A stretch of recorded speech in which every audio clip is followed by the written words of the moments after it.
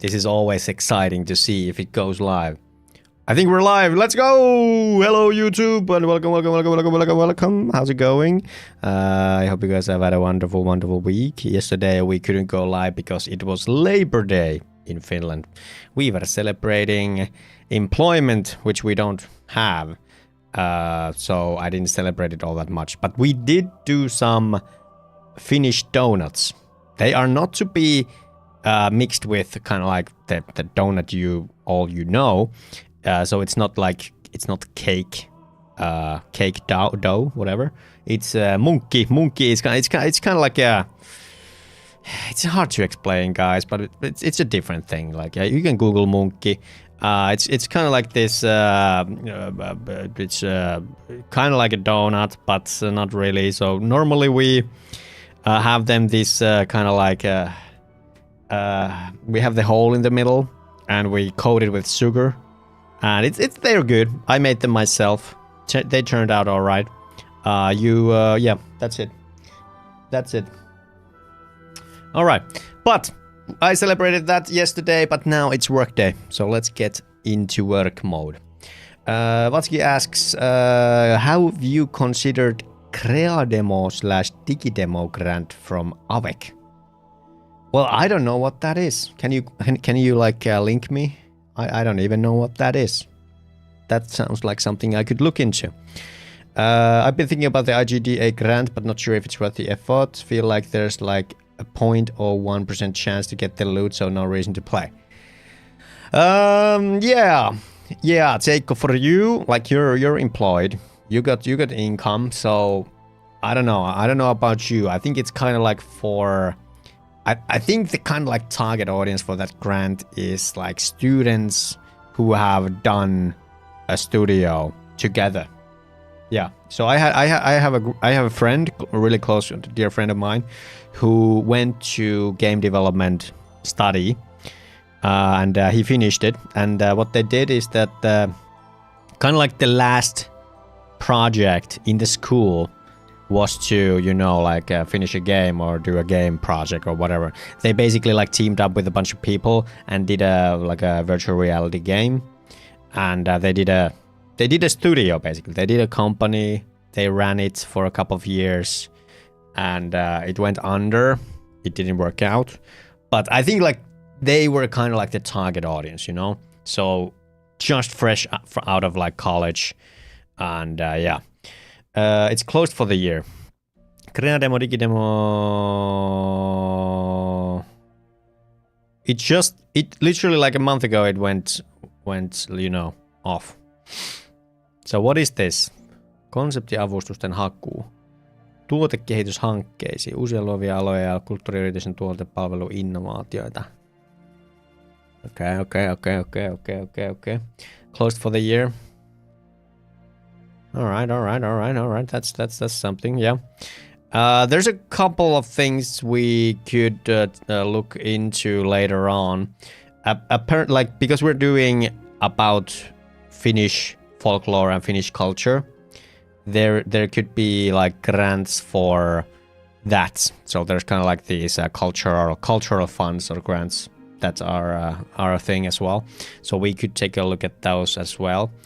But the thing is, like, it all always boils down to the fact that no individual person can kind of like apply for this. So you're gonna need a company, and for most of them, you're gonna need a team. So it's all very hard for solo guys like me. So you guys are my grant. You are my grant guy. So thank you for being there. And if you wanna help me out, you can wishlist the game. Yeah, we're fine, guys. We live in the delusion that this game is gonna be a big hit. Yeah, it's probably not for me. I can fund my game dev in other ways. Depends on what they mean with beginner dev. Yeah, I would assume the beginner dev is kind of like in contrast, as in opposition to a professional dev. Like that's how I see it. So I think professional would be kind of like, someone who's been in the industry for years and years and kind of like is now starting his own business. So he's not really who they're looking for, So they're looking for someone who is still yet to kind of like break through. We're all in this delusion together. Yes! Together we are in the psychosis of game development journey delusion. Let's go. All right, so let's get working. Basically, what I actually did some I did some work on my own time again. I've been like super hyper motivated. There's a couple things that needs to be done. There's a couple things that need to be done, and then there's a couple things that would be nice to be done. And we're still gonna be doing the would be nice to do this week. And next week we're gonna focus on the stuff that needs to be done. So basically, what I'm gonna do here is I'm gonna cut this into two pieces, and here it is. So what would be cool to have? I'm gonna add something to this list because on my morning brainstorm walk, I kind of like thought about it, and yesterday I got some stuff done. So I did some UI key binding. So basically now, if you play the game, I'm gonna show it to you because why talk about it when I can show it? So now if you're, for example, registering, I can do like blah, blah, blah. I can press tab here. I can press tab here. And if I press enter, it's gonna like try to register. So I did these kind of things. Also, I did the same thing for the chat. So now I can type here like, ha ha ha, what's up, you doggies? And I can press enter. And it's gonna stay in the chat. So I can just like type again like, oh my god, these cocos are making me thirsty. Okay, so that was too harsh for our... And that's actually another feature. So I created these roamers or hikers, like I say. I created these hiker guys, and I'm gonna show it to you again because I think it's gonna be the easiest way to explain what's happening. AG, good day, how's it going? So I'm gonna show it to you. So basically, I'm just gonna show the scene. I have these hikers now. So for example, here's a hiker Hiisi. He's basically a regular Hiisi, but he's gonna hike around, all right? So what he does is he's kind of like a roamer. He's kind of like a loner here, and he should start jogging anytime now. And there's another hiker here. He's the black bot. So this guy, he is going to be roaming as well. So he starts roaming. Let's see about this guy. Does this guy start roaming? No. All right, so this guy is on his way to kind of like create this more of a feeling of like a live game. And as you see, I made them aggro, so these guys are going to attack you, except for the Hiisi because he doesn't have a mirror attack. So yeah, so this guy is still like, what is he doing? He should be walking by now. Easy, what are you doing? Start walking. Well, anyway, then we have a Cyan bot here. Cyan bot is gonna be roaming around here. And did I do something else? Well, I think that's pretty much okay. He's off. So these guys are gonna be kind of like making the world a little bit more lively.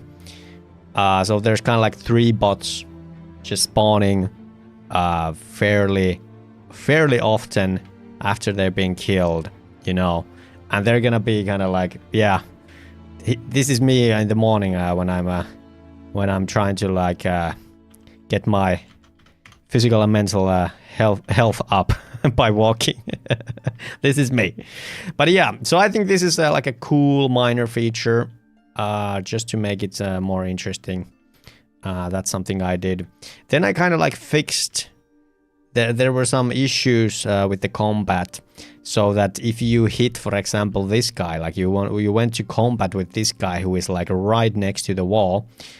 How the kind of like combat works is that this position where the attacked player is or bot is would be kind of like the middle position. So it works so like here's kind of like the middle position where the bot was. So this is taken into, you know, the combat, and it's gonna be the middle point. And how it works is that the one who was attacked goes to the left here. I think this is like one, kind of like one. I can't remember if it's C. I think it's C value. It's 1, and then the attacker goes to the other place like 1. So then we get this kind of like RuneScape Classic thing here. So you can see probably that there's a problem with this. So what if this guy is next to a wall? Well, he can't go here where he's supposed to. The other guy probably can go here, but the other one can't go here. So I did a little bit of coding with and brainstorming with the AI to make it happen. So now what it does, first of all, it kind of like asks the Navmesh agent, like, can we go here? And if we can't, we are gonna be like incrementing, or what is the opposite of increment? I don't remember. But basically, it's going to like check, like it's gonna go a little bit closer to the middle point that we had, and kind of like see like, okay, what about this? What about this? What about this? What about this? Up to some point, and it results in some a little bit silly scenarios, which we could take a look at some other time. So basically, you can end up being really close to each other. You can be a kind of like, you know, like fighting in a coffin or something. That's the kind of like downside of it, but it's a lot better. And there was another thing. So in case of this Heezy, the kind of like the problem was that, yeah, you could put the player in here, or the kind of like the attacked one here, because this is on Navmesh. But what happened is that, all right, so he's gonna go here, but obviously he can't clip through the wall, so he's gonna like start jogging like all the way like across. And that's kind of like another thing I did, was that we're checking what is the distance of the path that he's gonna take, and if it's too long, then we gotta reiterate. So that's something we fixed. I'm pretty happy how it works now. Probably needs a lot more tweaking in the future, but yeah. Oh, I'm dead. What the hell? I'm dead. You add a remark when that happens, like, damn, the enemy's breath smells like dry shit. As I says that, good morning, I can't watch much next few days, breaking up floor tiles at home. Damn, good luck with that, Isaseji. Seems like you are needed at home. All right, but hey, so we did those things. Yeah, I did that. I added one more animation. So the Louhis now walk, or Kokkos now walk. So I'm gonna show it to you as well, and then we're gonna start talking about what needs to be done. So basically, Kokko birds now walk, thanks to Ilumski. So they're gonna be chilling here for a second, and then they're gonna start walking. Hey, Doth Blehman, Privyet, how's it going? So they are gonna be roaming around. I think their walking animation is pretty cool. So they are off. They are off. The Sons of Tuoni still don't animate, so it's kind of rough. Let's see how hot they. Okay, so okay, I think there might be some check. I think we need to check like health saves, because I think there's been quite many occasions where I basically spawned with like 0 health, and that's not right. That is not right. So I think we gotta check that. Then we should add berry bushes to other places. To kind of like give other means of food. So berry bushes to other places. I think mainly to the green parts of the right side of the area. And then one more thing that I really want to do is have this kind of like ground loot. Have this ground loot spawn, you know? I think this would be kind of like... Because there's one thing that my game kind of like doesn't do right now. And it's the fact that it doesn't really like... It doesn't...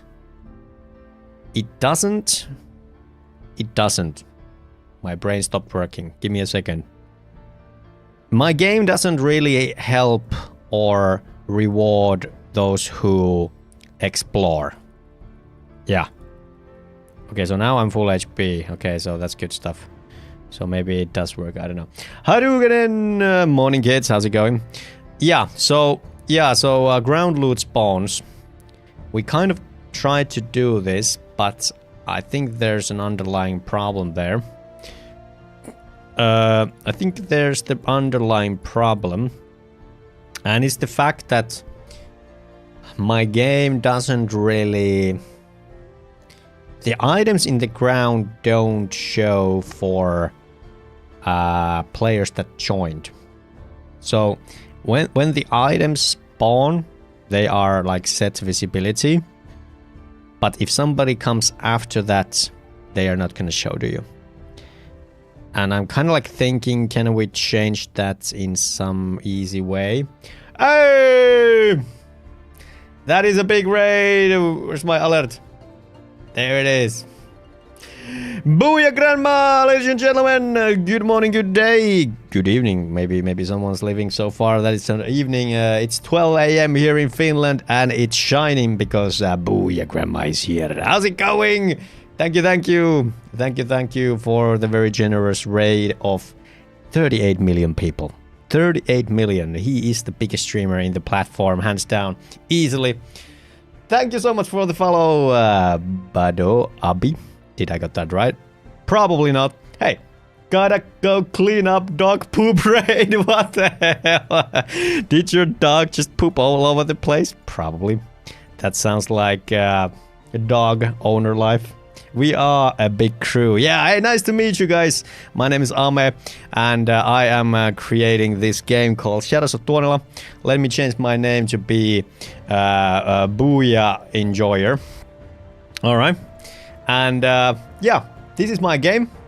The game is, let's just say that it's closing in to being a public kind of like beta / demo phase.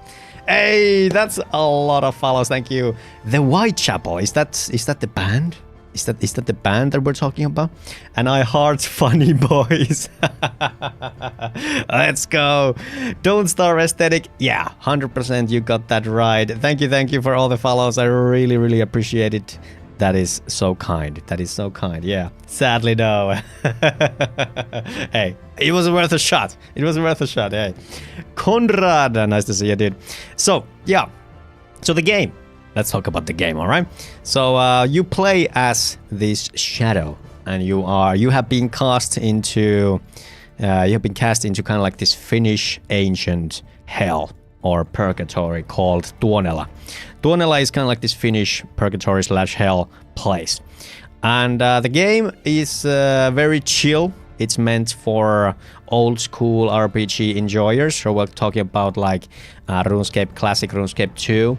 And it's point and click. So you can play with one hand only. It's chill. It combines PvE and PvP.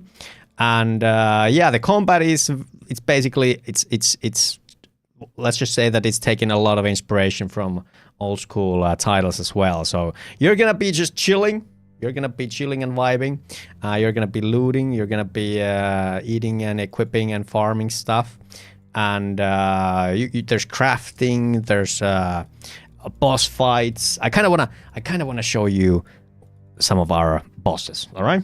I vibe with the walking animation. Yeah, my lovely artist friend Ilumski did a great job at this. We kind of like wanted to make it funny or kind of like chill. So these guys look a little bit like Captain Jack Sparrow from the legendary movie series. Are you a solo dev? I am, yes. But I've got an artist friend who's been kind of like not on a payroll, but I've been paying him some compensation for his work. But I am solo, yes. So yeah, let me show you the last boss of the beta, and I can't wait to see you guys try to take her down. She is the goddess of Pohjola. Pohjola is it's kind of like just the north, really. She's kind of like the queen of the north, you know, Game of Thrones vibes. Nice to see you, fellow solo dev gang members. Let's go. Nice to meet you. Hey, thank you, Conrad. I really respect that. So, meet Louhi. I'm gonna run away because she's gonna whoop our ass, and I'm really. Oh, I think she's gonna catch me. No. She de-aggroed. But she is awesome. She's kind of like this boss lady, and she's gonna whoop your butt. And she is the final boss of the demo that we're gonna release very soon. And let's see if she gives us trouble. So now she de-aggroed, so she's gonna be she's not gonna be attacking. All right, does she one-shot us? No. 8, 4, 7. We're 1 HP. Run away! I actually programmed her just a while ago, so she does chase you, which makes her much more lively and scary. And yeah, we just made it. We just made it out probably. Yeah, there it is. She do be intimidating, yeah. So this is the game. It's kind of like my love letter to the old school RPG vibes. This is gonna be a multiplayer, so you're gonna see other players roaming around. There's professions. And I kind of like the beta and the demo is just to prove that my vision works. So it's gonna be an interesting time. If you guys wanna help me out and be notified when the game comes out, this is the store page. Let me just log in real quick. So here's the store page. It's kind of outdated. I should update it for the beta, but I haven't been asked yet. So here is the page, and all wish lists help me. The beta is gonna be free. I made a promise that it's gonna be free, and everyone's gonna be able to join and test the game out. And if you guys enjoy it, so no money needed. Maybe we'll add a supporter pack or something. Oh yeah, these guys. Oh. Yeah, those thighs. Ooh, mama. Yeah, can't wait to see the internet do its thing once the game is out. Conrad asked that, Ame, can you talk a little bit about your demo scope, time-wise, content size versus full version? Really good question. I can tell that Conrad is a developer of his own, because that's a good question. So the demo scope, yeah, let's talk about that. Let's talk about that real quick. So I am using my high-tech, kind of like this workspace and a note environment. It's called Paint. So let's talk about the scope. Talk about the scope. So first, we have the beta, and I'm just gonna draw it here. So this is gonna be the beta, beta/demo, and what's the kind of like point and the scope of the demo. So in my beautiful small brain, the idea is that this is kind of like the proof. It's the proof that this idea works. This is kind of like the design philosophy. So I wanna basically prove to myself and prove to you and all the impressionable viewers and players that this is still fun, because this is kind of like a relic from the past, kind of like taken to a modern game engine, modern, you know, like backend solutions and networking. So if you play like the old RuneScapes, it's kind of like the server infrastructure and how everything works and how everything is networked. It's kind of slow, it's kind of janky. So now we have modern solutions, so I can't wait to kind of like see how that works.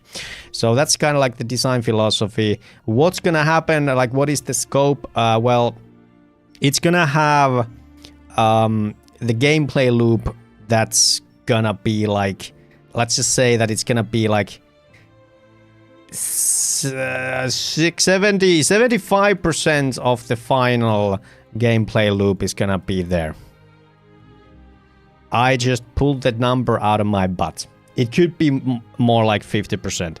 And what does this gameplay loop consist of? It has kind of like this chill gameplay. So that includes, you know, like NPC farming, and then you have professions to kind of like give you something else to do. So there's gonna be mining, smelting, and crafting. And then there's also fishing. And these are kind of like, these are new things for the beta, so they weren't there for the alpha. So they're kind of like to support the gameplay loops so that there's more things to do. So fishing gives you food because you're gonna be running out of health. There's no auto regeneration, no health regeneration basically. So you need fishing. Fishing is gonna be that. There's no cooking yet. I'm kind of like open to the idea of adding like cooking and wood cutting and kind of like fire making and all that shit. But there is quite a lot to do there. You have mining, which gives you ores, and then you have smelt, so you can do bars, and you're gonna need that for crafting. So that's kind of like what we have. And then we have boss fights, which is kind of like what we realized during the alpha, that so that this kind of RPG works, you kind of need like more PvE content. The original idea was actually to be kind of like PvP focused, like that we're talking about like the wilderness experience from RuneScape. But it turns out you need the chill, you need the PvE, kind of like the contrast to the PvP. The PvP is gonna like it's not gonna be fun for long if there's no like chill PvE. So this is kind of like the gameplay loop that you have. And then there's also the, you know, the intense PvP. So basically we have the wilderness / we call it Manala, which is free for all, kind of like this battle royale thing. Not battle royale, but free for all. Everyone can kill each other. Winner gets everything, you know. So you drop your loot basically. Winner takes it all. Sorry about the bad handwriting. So winner takes it all, and then we also have, as a new feature, we have this duel to the death. So basically you can request another player to duel you, and if both of the players accept, well, then they're gonna be fighting each other till one drops. There's no running, there's nothing. That's just like people going each other's throat. Can't wait for that to happen in the game. It's gonna be really, really fun to look at. So that's basically the demo. That's basically it. This is generous for the demo. Thank you, Conrad. I really appreciate that. How we're gonna expand this? Well, this is gonna be the release then, and the release is going to, in my head right now, these things always evolve. I share everything with you guys on my Twitch chat, on my YouTube chat. You are kind of like invited to design and plan things with me. The release version is going to be this, plus probably more professions. I'm gonna put question marks because we really need to value that. This is kind of like my anticipation. Like I am anticipating that people will want levels. So I think we're gonna be talking about levels. So basically, if we're talking about like RPG games, people love to level up.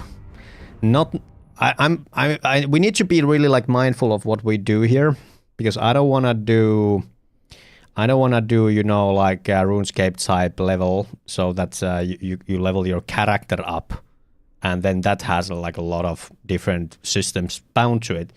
But what I'm thinking is that I am open to adding profession levels. I think professional levels would be, I think it would be good.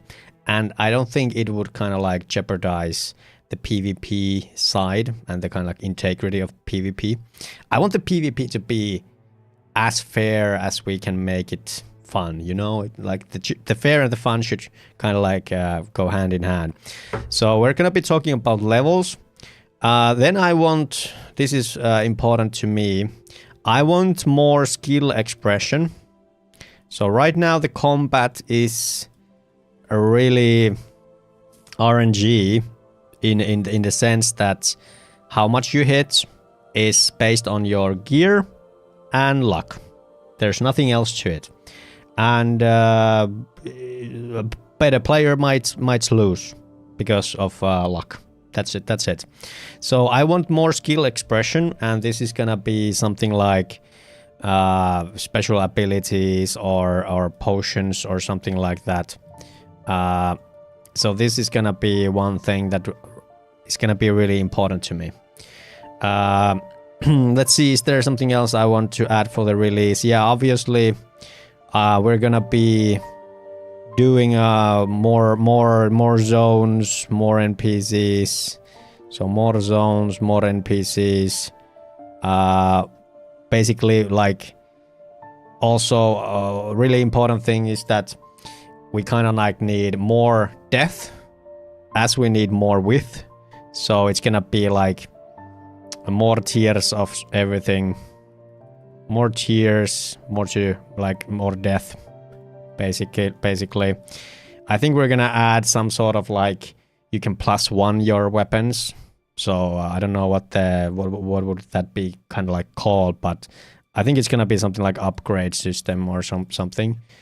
So you can invest into your sword, for example, to make it +1. Maybe we'll add like consumables, something like potions, to give you like a temporary boost. What else?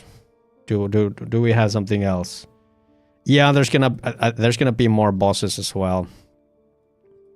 There's gonna be more bosses. Also, I wanna do like cutscenes and kind of like RP/lore.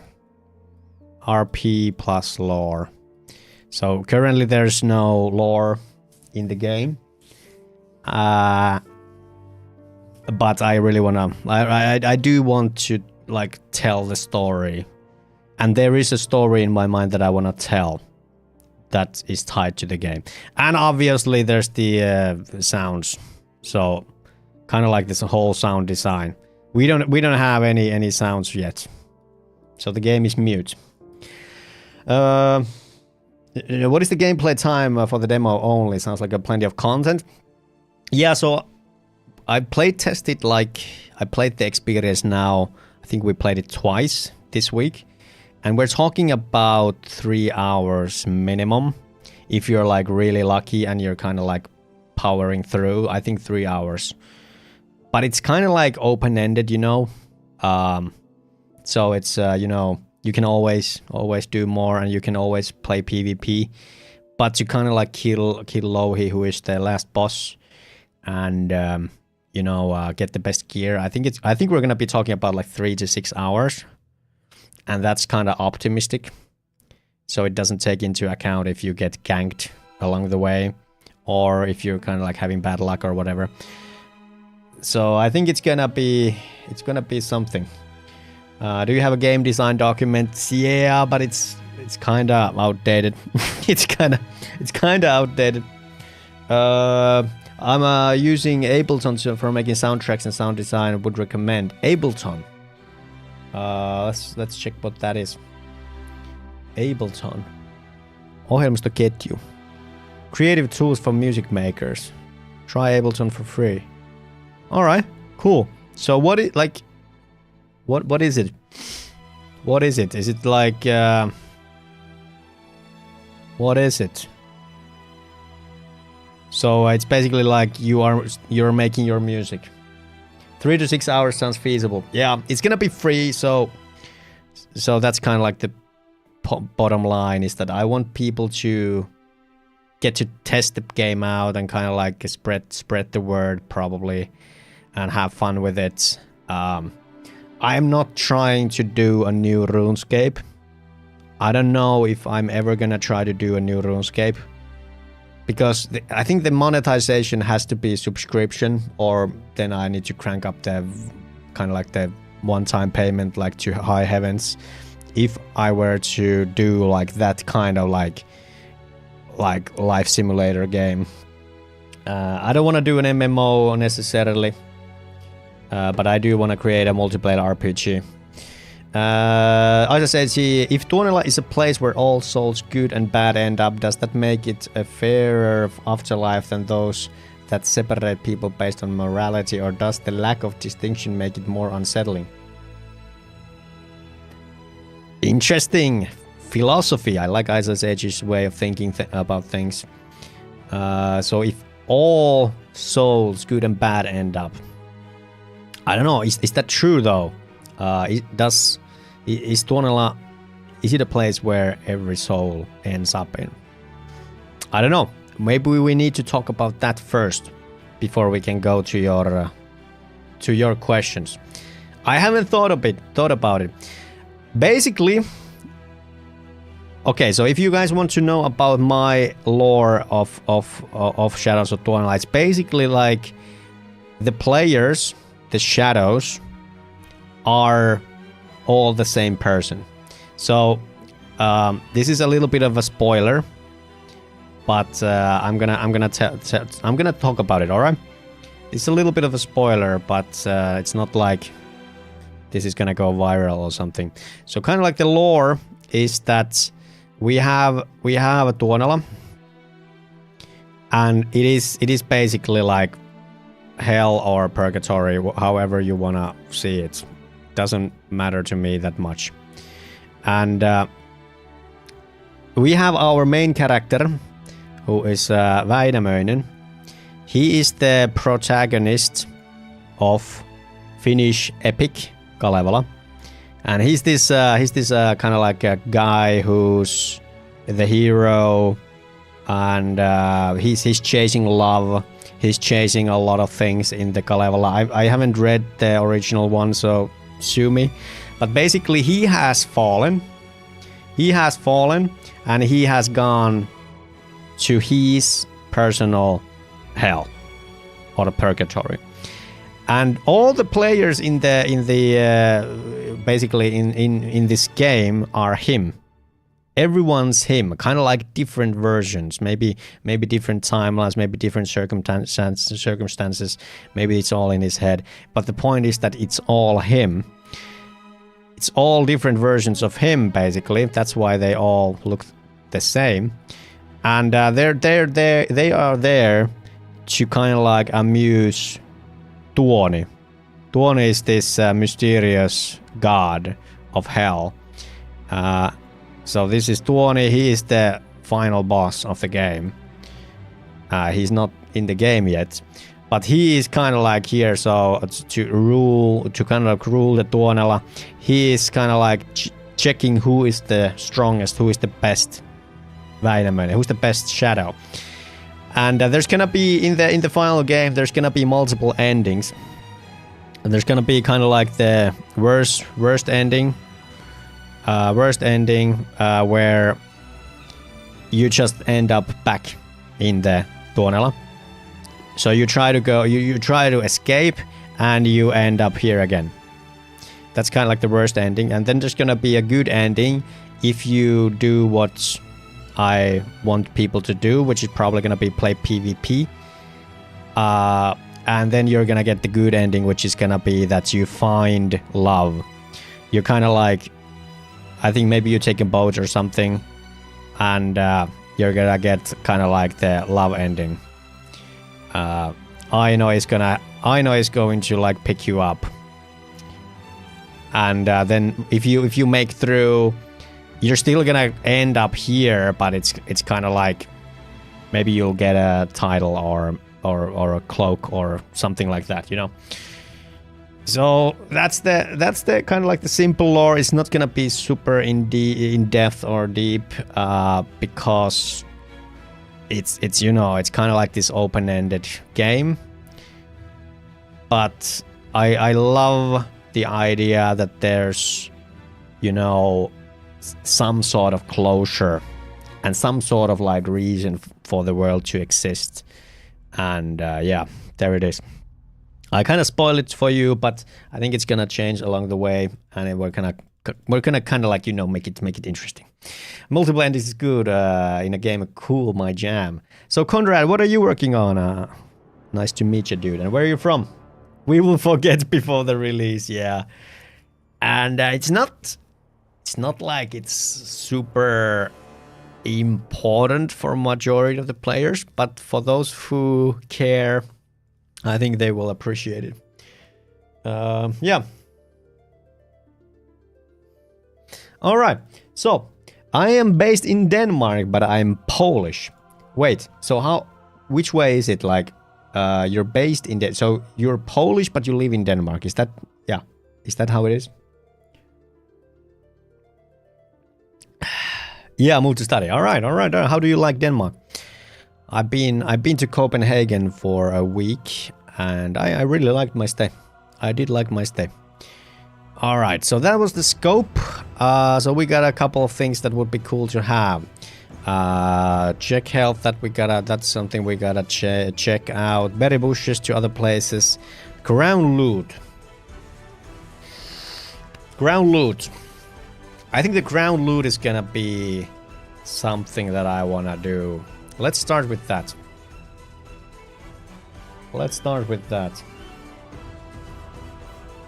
So, I think we had a shed.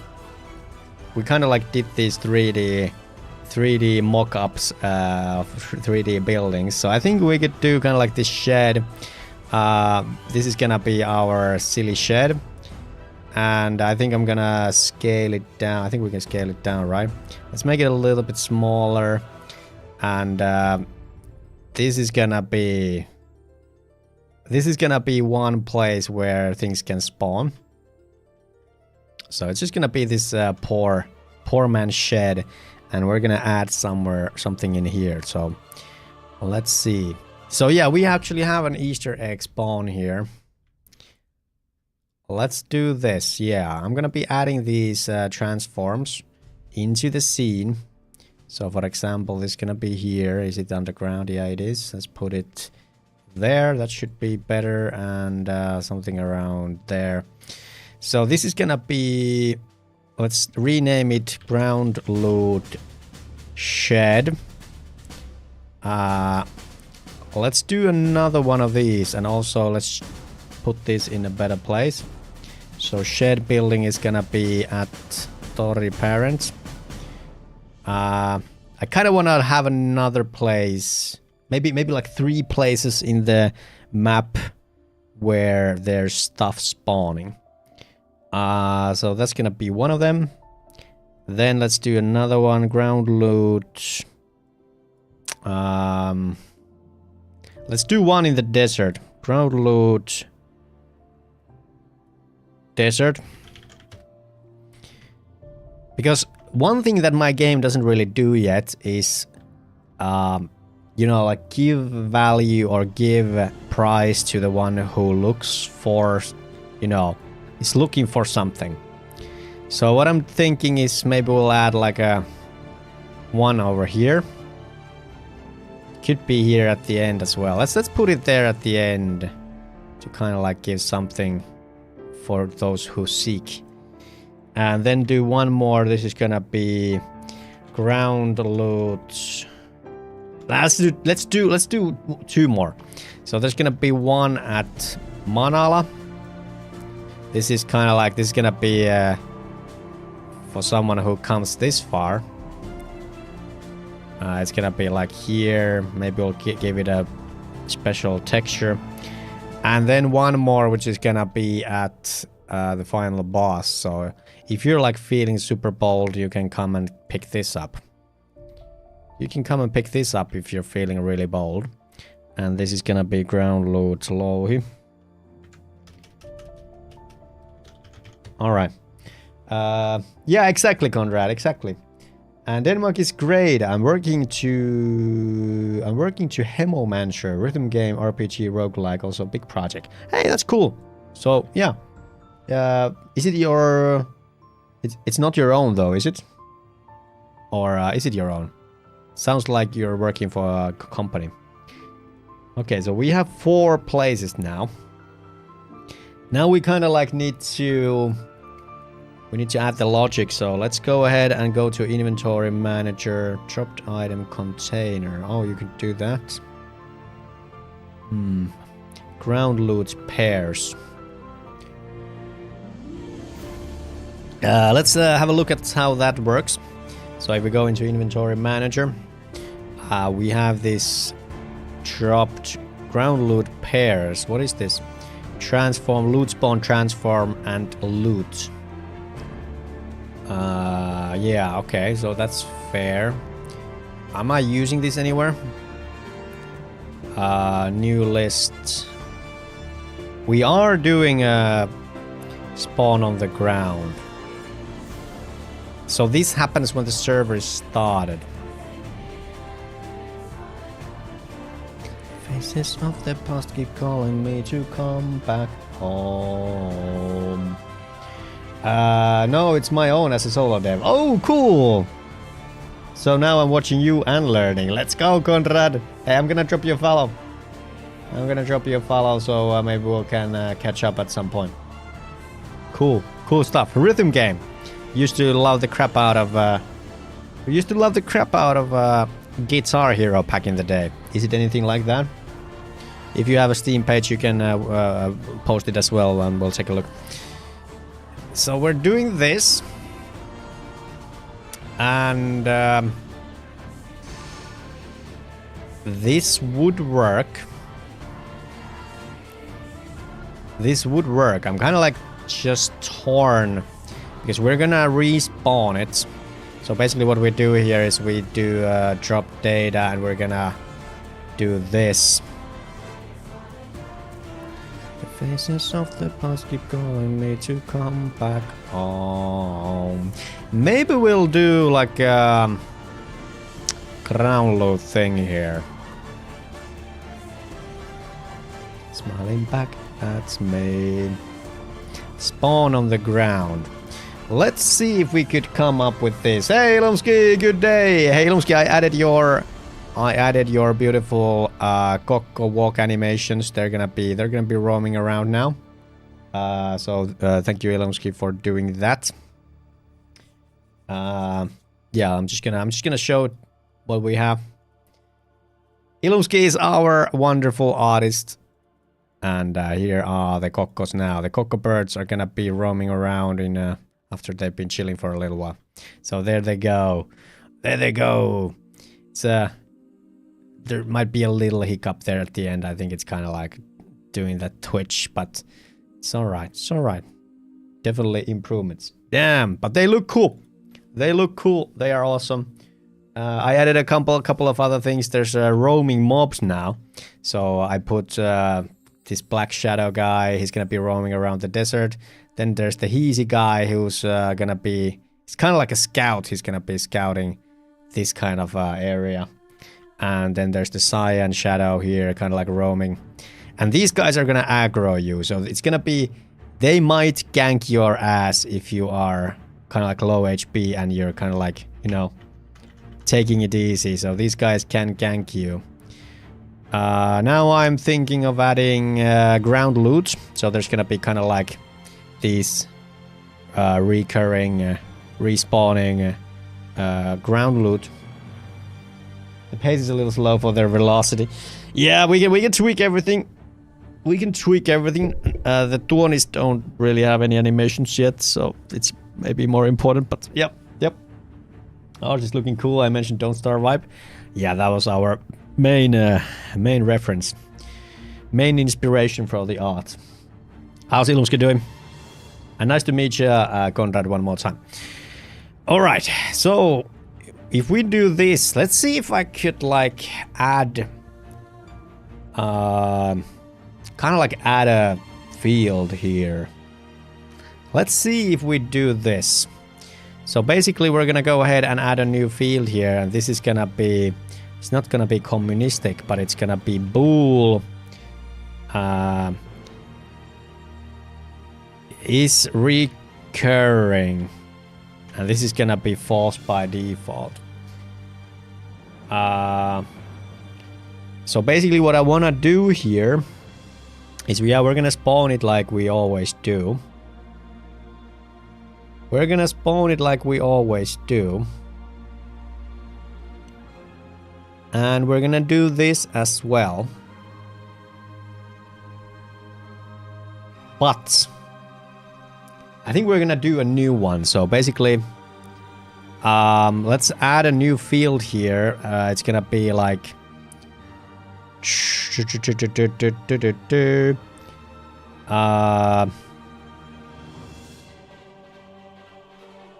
is recurring.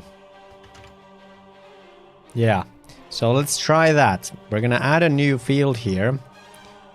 This is gonna be bool is recurring, and this is gonna be false by default. And basically we're gonna create new drop data. This is gonna be the is recurring. Is recurring. Let's put that with a capital I. Wait. Let's change this to input is recurring just to make more sense of it. And then we need to add that here. Public bool is recurring. Bool is input is recurring. It's gonna be false by default. And then we're gonna put it over here. And what this then means is now when we loop through it, okay, so there's an issue. This with a capital I, well, no. What's wrong? Best overload does not have a parameter. Input is recurring, oh yeah. Well, fuck. So that needs to be...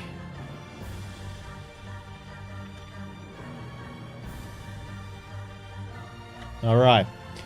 Maybe ground loot could be occasionally with the lightning strike. Like, oh, I love that cubeside. I love that. That's a cool idea, dude. Can you post the Steam page again? I can't see it. Here it is, my friend. Thank you, Conrad. Here it is. Alright, so now we should have that set up. So what we're gonna do is basically we have this update loop that checks like, alright, so here are the items that are on the ground, and once they run out of time, they are gonna be either spawned again or they're gonna be despawned. So here we're gonna do another check basically. So we're gonna come here if we have. We're gonna come here if we don't have an owner, basically. So here we're gonna do another check. So let's check if the item is recurring, and then we respawn it. So basically, we're gonna do if dropped item is recurring, then we are gonna go ahead and we are just gonna spawn it again. We're just gonna spawn it again. So let's see if this works. We're gonna spawn on the ground. Dropped item. Let's see, do we have to do anything else? We're gonna remove it. I think that's fine. Dropped item, network, position, dropped item, item ID that dropped. So I think that should work. And it's gonna remove that. Yeah. So let's give it a go. So now when we are doing that, we're gonna do that, yeah. Let's test it.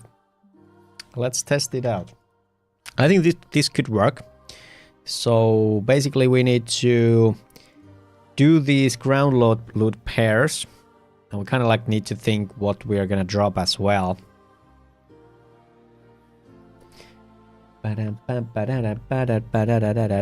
Alright, so here we go. Ground loot, so we're just going to do 4 of these. And the first one is going to be obviously the shed. And the drop that it's gonna be there, let's put like What would be interesting? I think I'm gonna put something like amulet or a ring. I think that's what we're gonna do. Maybe we'll put like a black amulet there. I think that would be cool. And then we have the desert. It's gonna be the next one. And what's gonna be in the desert? I think there's gonna be...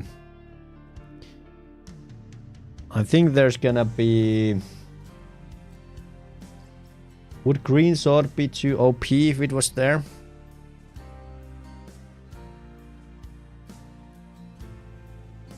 Would it be too OP? Maybe I'll put like a green pickaxe there or something. Just to kind of like... Or a green gem. Okay, let's take a look at what the Cocoa Birds actually drop. So we're not like kind of like... I don't want to drop the same items. So what do the Cocoa Birds drop? Cocoa Birds drop fragments, fish bones, green robe, black ring, black amulet, green sword.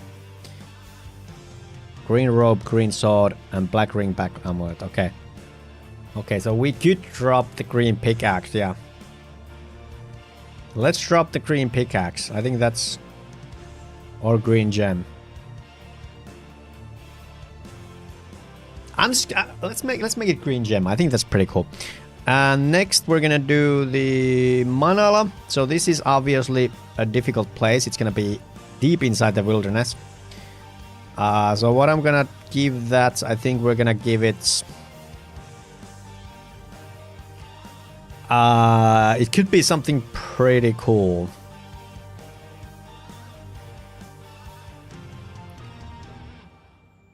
What if we do like... what if we do something like... would Science Sword be a little OP? Maybe it's a little OP, yeah.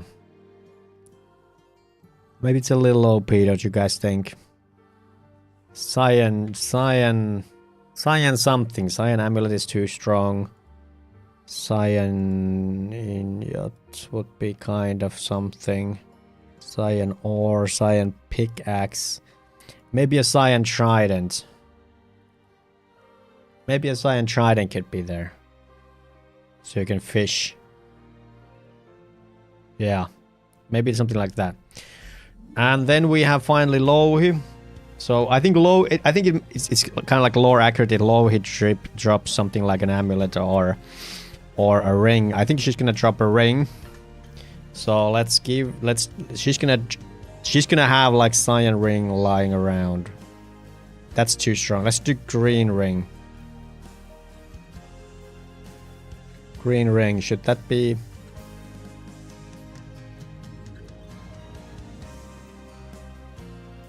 Green ring.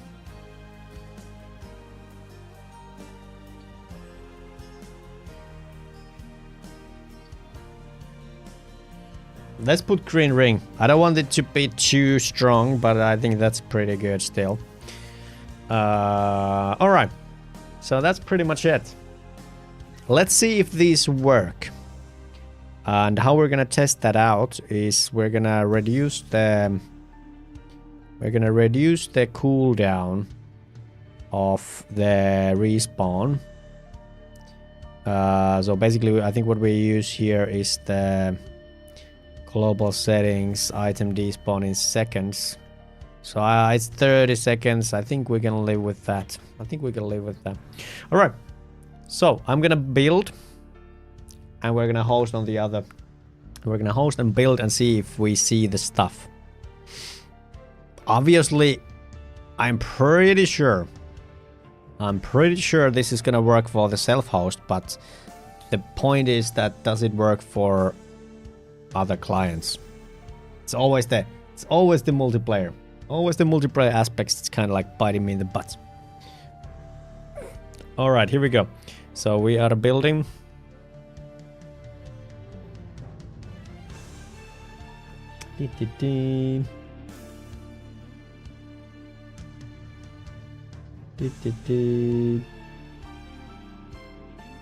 All right, let's see. All right, we got our that one live. Let's go and host. Nice. We are hosting. I'm gonna be Aatu here. Oh yeah, I forgot that we are here. We forgot that we are here, but that's fine. All right, so we're logging in as let's log in as Peetu. Peetu. I think that's his password. Let's join as client. So we are spawning here. Now, the Black Shadow's here. He's gonna go for Booyah Enjoyer. No! Alright, so do we have anything here? I think we put it over here. So we don't have anything here, which is what I anticipated. So currently, our... Like, if you join after something's been spawned, it's not gonna show to you. I think it would be something worth fixing. I'm just gonna put that down. Stuff don't show if you join after they've been spawned. So let's see. We should be seeing. Wait. What? Wait,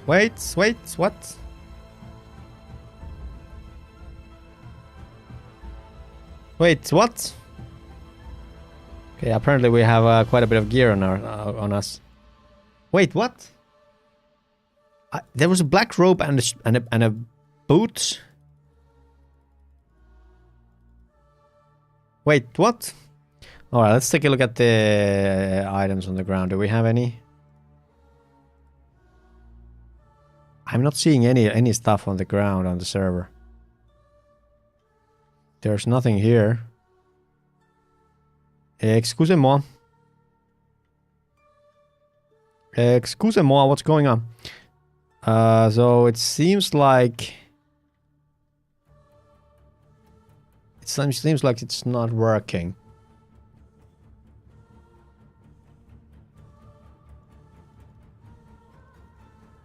Seems like it's not working. Now, why is that?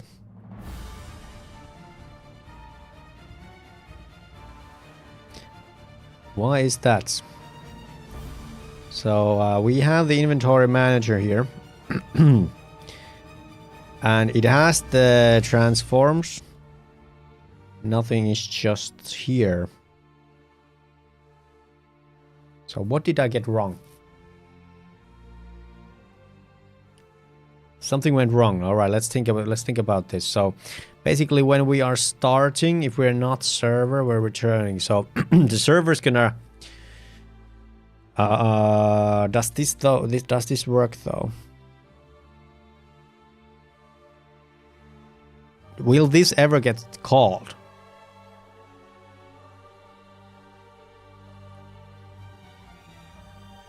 I'm just wondering, like, it's probably... Isn't this so that when the server starts, we're probably, like, late already? I think that's probably the issue. But what the hell was the rope and the boot? What the hell was the boot and the rope?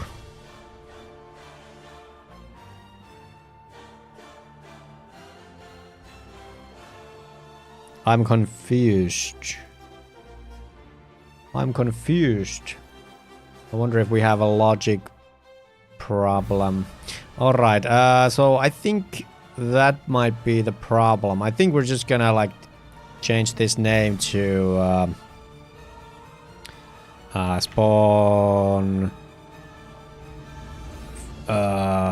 spawn ground loot on start or something like this. We're just gonna call this at the start. We're just gonna call this, and it's gonna hopefully do the thing. It's gonna do its thing. Ain't no thing but a chicken wing. Can put this here as a backup. All right, let's give it another go. And should probably call it. We could do some debugs, but let's first check if it actually works on our host before we even do builds. We are the beep beep beep. We are the beep beep.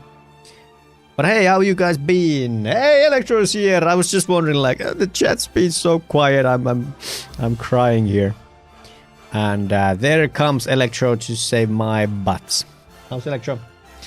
Okay, so we still don't see any loot. Still no loot. But let's give it 30 seconds or what it was. Maybe after 30 seconds we're gonna see loot. Maybe not. Maybe. How's Electro? No, the black shadows are onto us. Fuck you. Today you'll be my lunch video. Hey! Hey, so what are we eating? What are we eating? I'm gonna be hyping your food up. So what are we working on? So we're working on a little bit of a feature which would spawn stuff onto the ground to kind of like reward the explorers. But it's not working out somehow. It's not working out. And I'm not sure why. I'm not sure why it doesn't work out. So my guess is that this never gets called.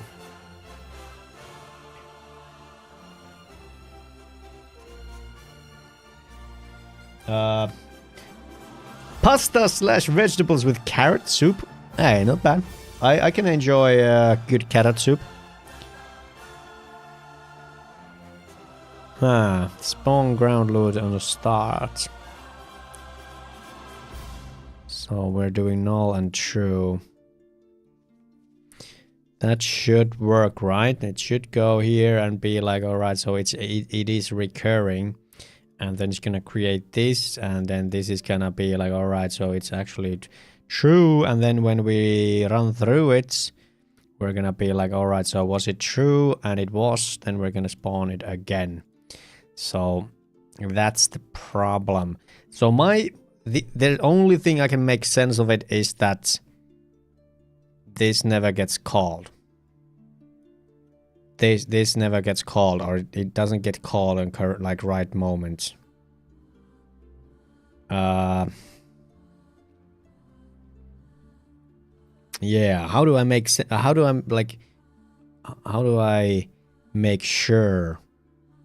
that this... Oh, now I kind of like get it why I did it the way I did. Yeah, but I don't know. Should we do this on... Zeg, do you have some debugger with breakpoints to debug this? Yeah, but this is the hard thing about self-hosting, because this is not how things are gonna work with the dedicated server. But when we're self-hosting and we're starting the server, it's kind of like messy. It's kind of messy. Pasta and vegetables with carrot soup. That sounds like a really good lunch, my friend.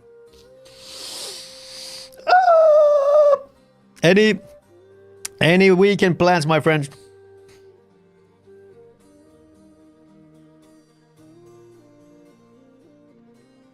All right, time to ask AI. New chat. Any idea how to make sure that my spawn ground loot on start gets called properly when self-hosting or when having this as a dedicated server? Right now I'm fairly sure the start doesn't get called in a correct place, so it never gets called since the server wasn't ready. If there's not a debugger, how about logs? Yeah, we could definitely log it out. This is probably because it's a manager, so it's gonna be in the scene, so it actually gets called before the server is out or done. So what we could basically do, yeah, so it's kind of like doing the exact same thing that was already there. But it didn't work with this either now, did it? By the way, yesterday we started researching and fun play run on Don't Start Together. Let's go! That's, yeah. Yeah, it has a lot of new content. Yeah, I should play it more as well. It's a little tedious to get started because you're just like wondering like, okay, so what the hell was the recipe? And the game is ridiculously difficult. Like I think it could be like toned down. Like I've done some servers for me and Garnet, and we're literally like playing the easiest mode, and it's still difficult. Yeah. All right, so yeah, let's try that. I don't know if this is gonna make any difference. It might work in the self-host, but is it gonna work for a dedicated server? Electro says that no plans, not really, not just gonna chill. I wish I could help with your game bugs, but I don't know anything about game dev for now. Yeah, Electro, you've been helping me a ton. There's always art to be done if you're into that stuff and you want to help, but don't worry about the programming. So we are not seeing anything. I think we should do some debugs. We're not seeing anything there, nor here, nor there, so it's not happening, but let's see if it changes in 30 seconds. Hey bro, got some UI design and coding for me today. Sounds like a plan. Sounds like a plan.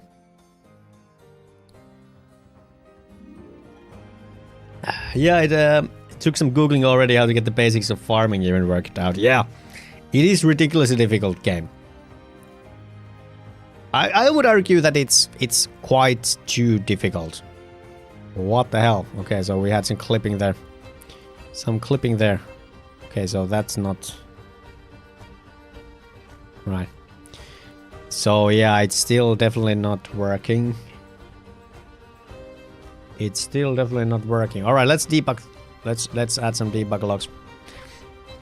Can you add some debug logs to help me figure it out? On start handle server started, spawn ground load on start, and on update loop where we check if we have, is that blinking or is it just me?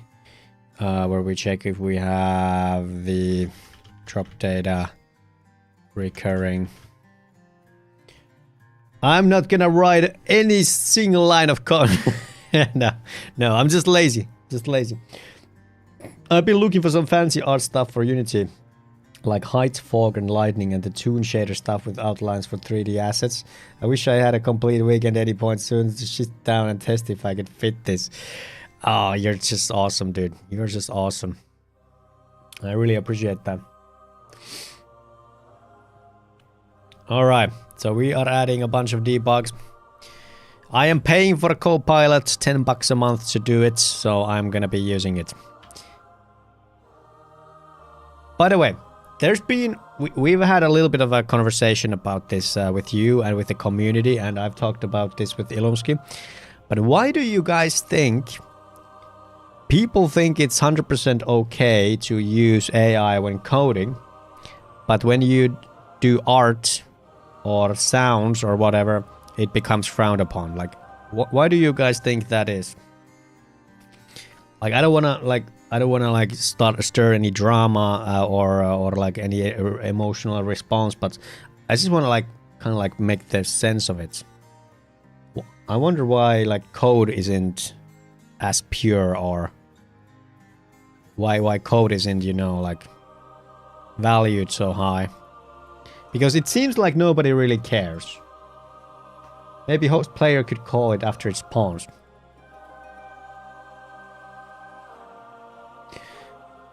Yeah, so that's actually something we gotta fix. So But Kokko clipping... Kokko clipping through rocks. Irnuska is here, good day. Hey, what the fuck, we died? Alright. Alright, so let's check the debugs. So, inventory manager start called. Okay, let's do this again. I should have paid attention. Kokko klippas koko, yep. Let's do this again. I think we kind of like slept through it. Let's check it out again. Alright, so inventory manager gets started here. So this is the reason why the start doesn't work. So now on start, we are actually we are listening to when the server starts. So now what we need to check, so does this get called? When we press host, does it get called? Okay, I'm pressing host.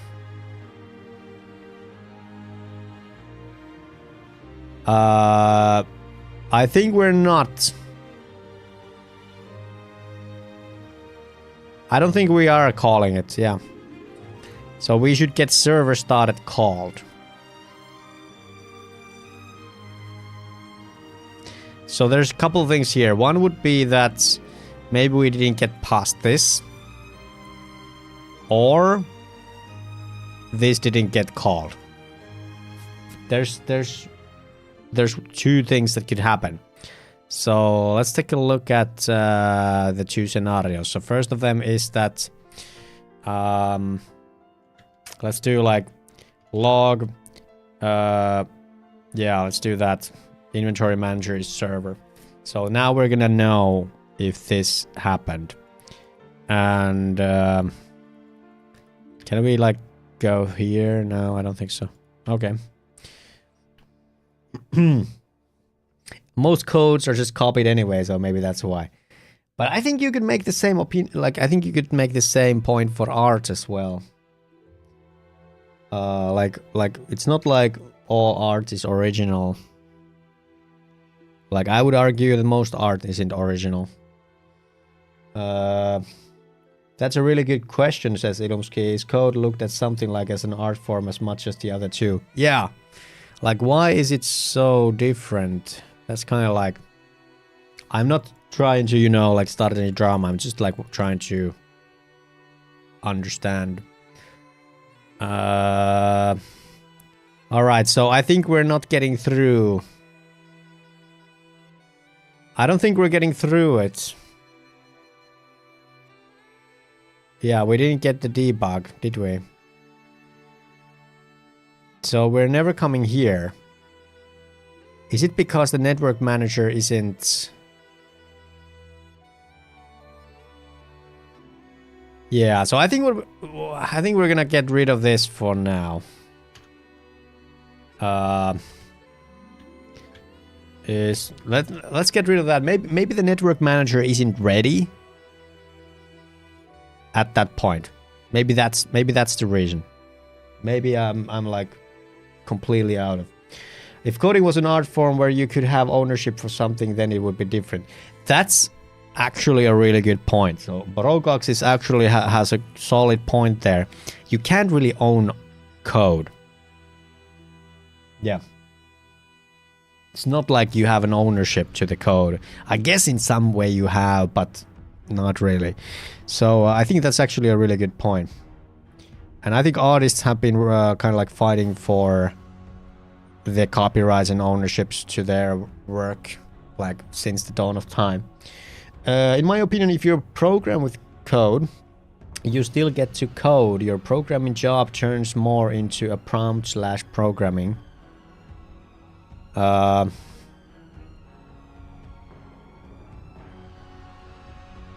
Hey, would you look at that? So now we have stuff spawning, but I'm not seeing anything.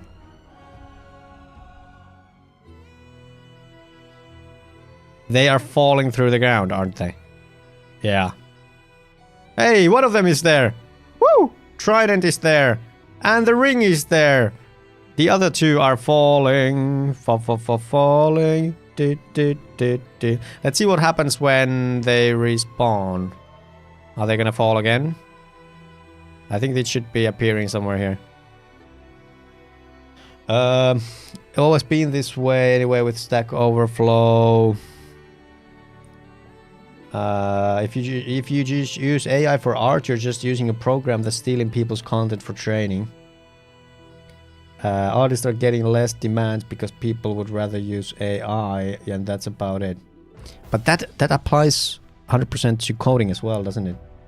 It's the coding is taught by other people's code, and it's basically like taking real coders' jobs. So I think that kind of like applies 100%. One job turns into another while the other is deprived.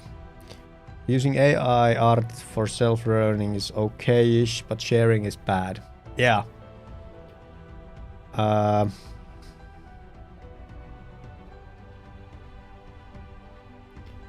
Stack Overflow probably is where... So Ilumski says that where the most honest form of ChatGPT code from the start already is. In music, there's also sampling as technique and style, which is kind of a steely way, but the taste of attaching and matching beats, it becomes back into art again and improbable, so it's a tricky topic. Code is also something that is huge as a composition. So stolen code becomes theft when the scale of composition is big enough, like almost a full game, but a single logic of a class, is it theft? Yeah. I think you guys raise a couple really good points. A couple really good points. Yeah. All right, so we've got... We had a couple of... we had some success with this. So other dropped items, they're gone now, aren't they? Yeah, all right, so there's still an issue. They should be respawning and not disappearing.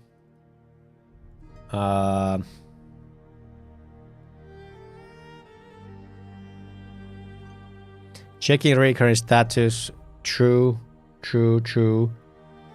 And then they are false. Oh yeah, I get it. So the problem is that this doesn't get set to true then. So this needs to be null and true. If we want them to really recur. And I think what we should do is give them a little bit of a Y position so that they are not clipping through the ground. So let's take a look at that. So I'm just gonna like change their value to 0.1 or something, so they're gonna be a little bit on the ground. A little bit off the ground. Okay, so that's not it. It's 0.11, 1.1. So now they're a little bit off the ground. Okay. Let's give it another go.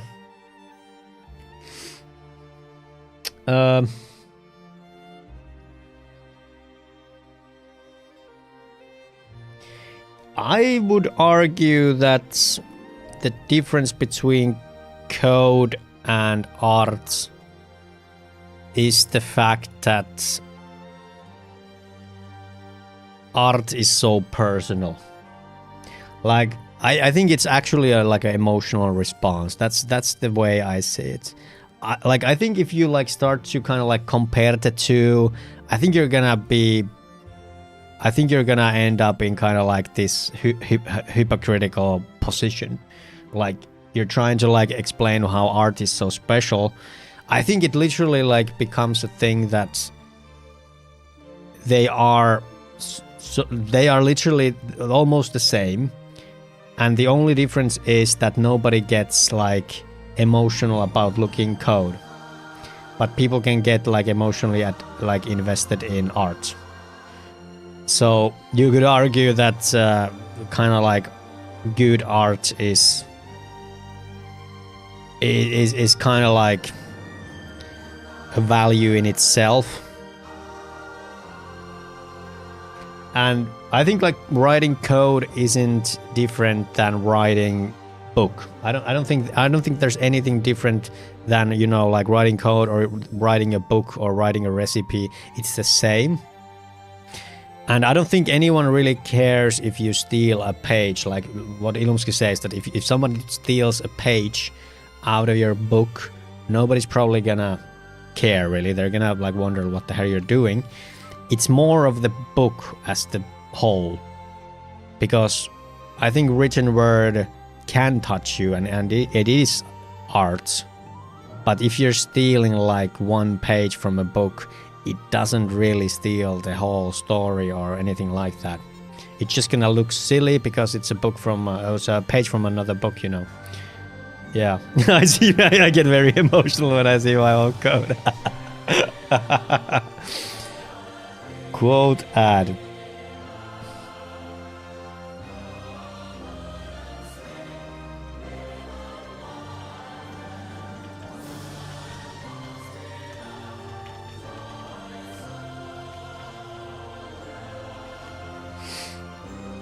There it is. Hey, congrats, Vatsky, you got the number 100. The issue with art itself and music is that this form of creation can be sold itself, unlike coding, which supplies a tool, software, game. The issue I have is that people abuse AI and steal proper artists' audience, while generating code just helps in the composition of a creator. I hope what I'm saying. Yeah, I get it. I get it, Electro. I think you are right. I absolutely hate the fact that AI is kind of like, it is like, I don't think there's any other way to put it than it's kind of like based on a fallacy. Like the kind of like the thing, like I would be 100% on board with AI art if it's only taught on stuff that they can, you know, like own and they can use. I would be 100% fine with that. Like for example, if in some dystopian world, Studio Ghibli taught an AI on their own artwork to create them new animes, movies, I think I would be 100% okay with that. I would be okay with that. They are using their own arts to teach to make more of their own arts. I don't think anyone could really have a problem with that, at least not in the sense that it would be unethical. Of course, you could argue that hey, it doesn't have the same soul and shit, but I think that would be completely fine. But now the AI that we have is completely taught on like stolen goods. Like you can go to Suno and ask for Adele song, and he's gonna like, the Suno is gonna do it for you, which tells that it has been fed, it's been taught by Adele songs. So that's the problem. It shouldn't be able to do an Adele song because it shouldn't have permission to use Adele. That's the kind of like the thing. I don't know if the Electra's argument stands or like can stand like a storm or anything, because the one thing that I have problem with it is that so people use AI and steal proper artist audience while generated code just helps. Like no, I think it's the same. So that I think if you have like great artists and you give them AI tools, they're just gonna be great artists with steroids. That's how I see. And same thing, like if you give a great coder AI, he's gonna become a crazy good coder. And it's kind of like when you do that, you lose kind of like the juniors and you lose kind of like the regular guys, because the one great artist or great coder can now do all the stuff that they kind of like the juniors were doing. So I think it applies again, like I think it's the same. It is tool to kind of like help with productivity and kind of like make you more productive. And I think it is like the benefit is out of the juniors' asses, you know? I think it's the same for coders and artists. That's how I see it. But yeah, But if that page is the most important part of the book, it kind of matters. True. That is also a very good point. A code is more like a done work, but art is piece of art, and art does have emotional attachment. Yeah, I think the emotion is probably the most, like the one actual difference between like code and art is that is the emotional investment. Yeah, I think coding can be interpreted as an art form because you can do like so much with it, and there's personal differences, and kind of like how you think is how you code. That's the way it is. I don't think coding is any different than writing, and writing can be interpreted as thinking, and it's very subjective. So I think like every piece of code is like subjective. Sure, there are rules and there's reasoning and stuff, how things need to be done, but that applies to art as well. There are rules and patterns to follow in art, and those who know how to break them make something special. I think the same applies to coding. There's rules, how things work, how things are compiled, but those who kind of like know how to bend and kind of like, make the most of it are the best ones. So I don't like, the more I think about it, it's the same, but other than Vatsky, nobody gets emotional about the code. Nobody gets emotional about the code. Yeah. Ilumsky says that one thing AI art theftery does for art, but probably does not for code, physical arts, and live played music gets a lift of appreciation. That's what way more difficult for AI to get messing around with. Yeah, sure, 100%. I don't necessarily agree with AI art equals AI code, but that would go on forever. Yeah, I would like, my point is kind of like they are mostly the same. Maybe not one-to-one, but I think most of us should agree that they are mostly the same. But it's just not as pretty to look at. Yeah, code is like a language to talk with the computer, but there's poetry as an art form and language. So what would poetry do in code? Yeah, that's true. It is not poetry. But it is subjective, and you can do infinite amount of things with it. So it's kind of like poetry and writing in another context. Code golf, for example, the shortest way to code a solution to a problem. Yeah. All right. This is a really good conversation. I really do like it. All right, let's see if I pick this piece of jewelry up. I got it. It should respawn in 30 seconds. It should reset in 30 seconds. Let's take a look at the others. So we have the ring here, we have the trident here, and we have the gem here. Very good. Let's see if the amulet spawns.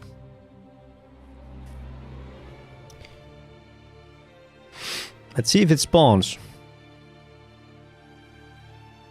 I don't actually think that it will spawn.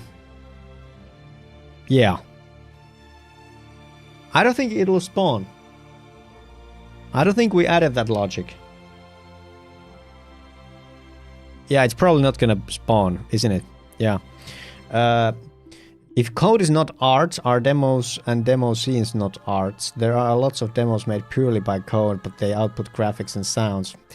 Very good point. I think the more you kind of like put it under like scrutiny, I think you have to come to the conclusion that coding is an art form. As much as any other writing, as much as any other reasoning can be. Yeah, I think it is. Yeah. I was also coming up for that. Demo scene creations have an output of visual art, but the base is still code, so the pickle steepens. Yeah. There are also games with only code without any image or sound assets. Yeah. And I think like isn't it kind of like the same thing? Like I don't think anyone's gonna be touched by the brush strokes. Like if you're like painting and you have like a brush and you're kind of like stroking and you know like creating the art, not many is gonna be touched by that alone. And I think that's kind of like writing code. It's the same thing, right? It's like writing a essay or writing a book, writing a epic. It's just like it's the process. Process isn't very touching. It's the output. I'm always being touched by stroking. God damn it! People becoming horny on this time of year. Can somebody put a message bonk? I would appreciate that. It's kind of like the output. It's the whole that's touching. You know that's where the consuming experience comes from. So it's kind of like the thing that's like code isn't. I don't think code isn't pure. Like you know, it isn't like pure and pristine and kind of like you know irreplaceable or whatever. But the output can be really touching. Yeah. Iluski, so is the output and presentation a key how to look at these forms of art? Art has been copied over and over. There's been a profession to recognize genuine pieces from fakes for ages. Yeah, 100%. I think for the consumers, like majority of people, it is the output that matters and outweighs all. But I think if you start to like really think about it, I don't think it's the most important thing. I think there is a lot of value and kind of like I think you could argue that the process and creation itself is kind of like the thing. I think that's kind of like I don't know how to explain it right now, but kind of like the creation itself is the value. I think that's how it is. The output is the thing that majority of people look at and kind of like, you know, consume and move on. But I would argue that there is value in the process itself. When you do art, you feel fulfilled. When you do, you broaden your perspective and stuff like that. So I think there's a lot of like, I think you could argue that the kind of creation process is everything itself. And that's kind of like the point against AI, right? Like when you just give the output, you kind of lose the soul of the creation. It's weird. It's a really weird thing. It's not. This is actually like some metaphysical, like philosophical question, really. But there is value in the process. So yeah, I don't know. It's a wonderful thing, really. Okay, so the problem. Damn no, man. Thank you, Electra. Thank you. Yeah. All right. So what we're really doing is when we're picking it up, we are not taking a look at whether we should like respawn it again after some time. So how should we do that? I think what we should probably do here is that if the drop data has the recurring, we are not going to... I think we are going to despawn it. But I don't think we're gonna remove the drop data. Because if we hold on to the drop data, I think we're gonna be here. Right? Do we have that information though? I think we do. Let's see if I'm completely like out of my water here. So let's do here. Basically, if the item is recurring, We are going to despawn it, but not remove the data, so that timer kind of like keeps running. So we're gonna do like if drop data is recurring, then we're gonna return.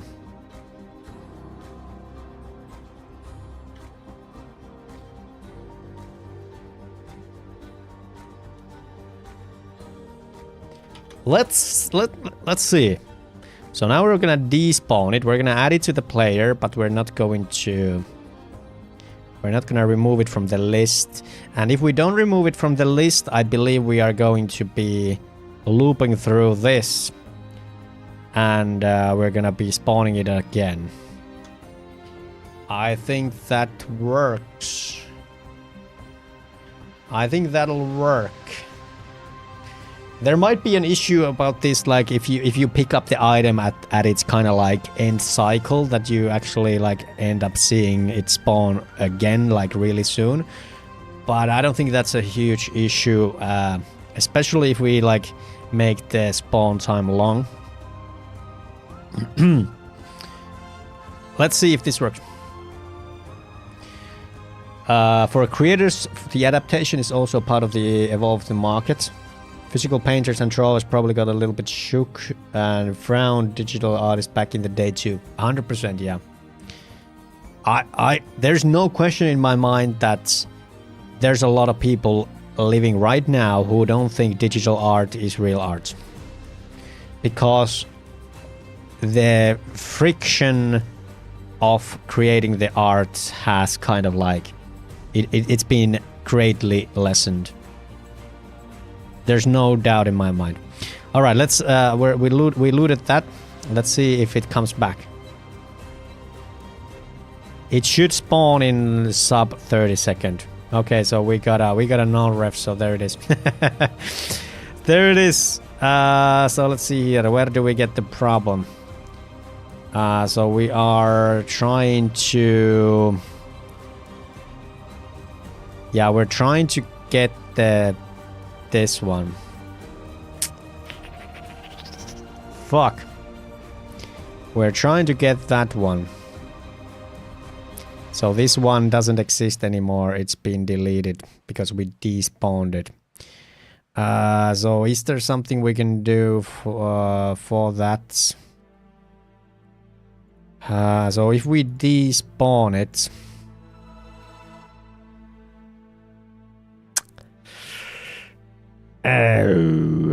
So how do we get rid of it if we don't despawn it?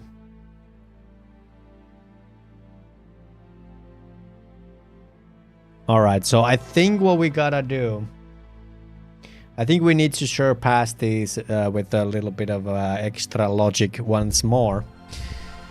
So I think we are gonna be removing these. I think we are gonna be removing this. That's just how it's gonna be. But here at the end, we're gonna do something else. But we gotta respawn it again. Alright, so dropped data. If it was recurring. So what should we do? I think we should start some sort of coroutine, and after which we're gonna spawn it again. I think that's what we should do. Do we have a coroutine here? I don't think we do. Yeah. So I think what we're gonna do here is start coroutine, and we're gonna like wait until respawn. We're gonna set in the drop data, and I don't think we're gonna need an item ID because I think the drop data already has it. Yeah, so we're just gonna put in the drop data inside. Let's see if it's gonna be able to do this. So not private IA numerator. Wait until respawn. All right. So here we're gonna do tomorrow drop data is gonna be drop data. Let's change that name to input drop data. And we're just gonna be waiting. And how long do we wanna wait? I think we're gonna do yield return, wait for seconds. Let's do a new global settings. This is gonna be ground loot respawn time. And we're gonna be implementing this.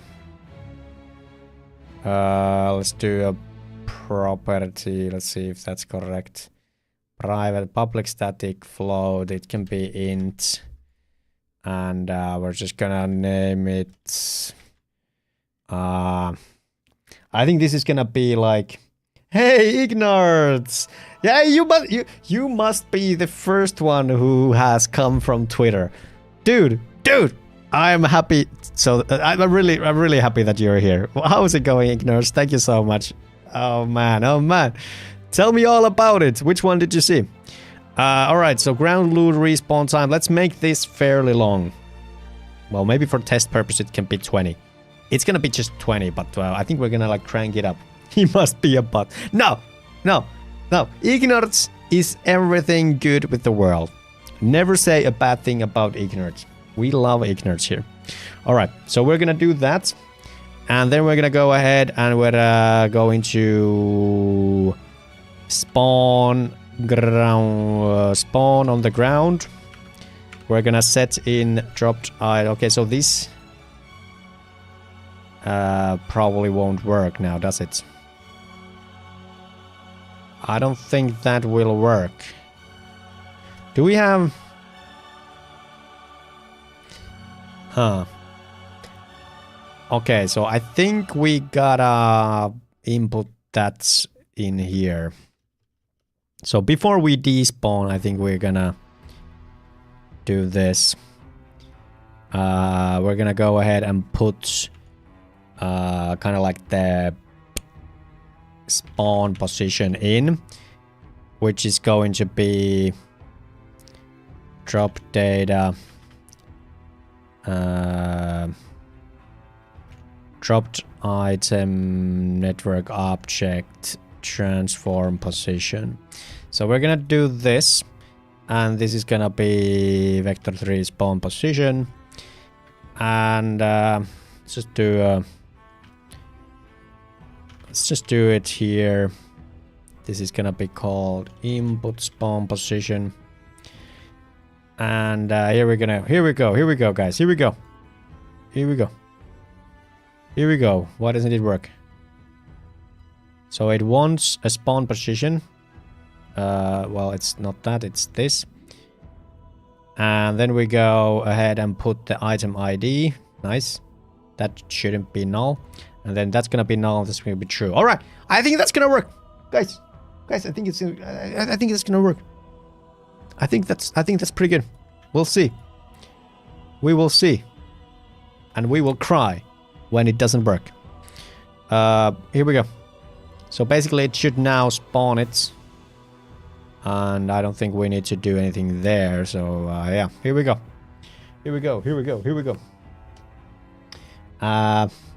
I saw Cock animation. I love the design. Then I looked at the account. Let's go, Ignards. Where are you from, my friend? No, it's so kind that you came. So kind.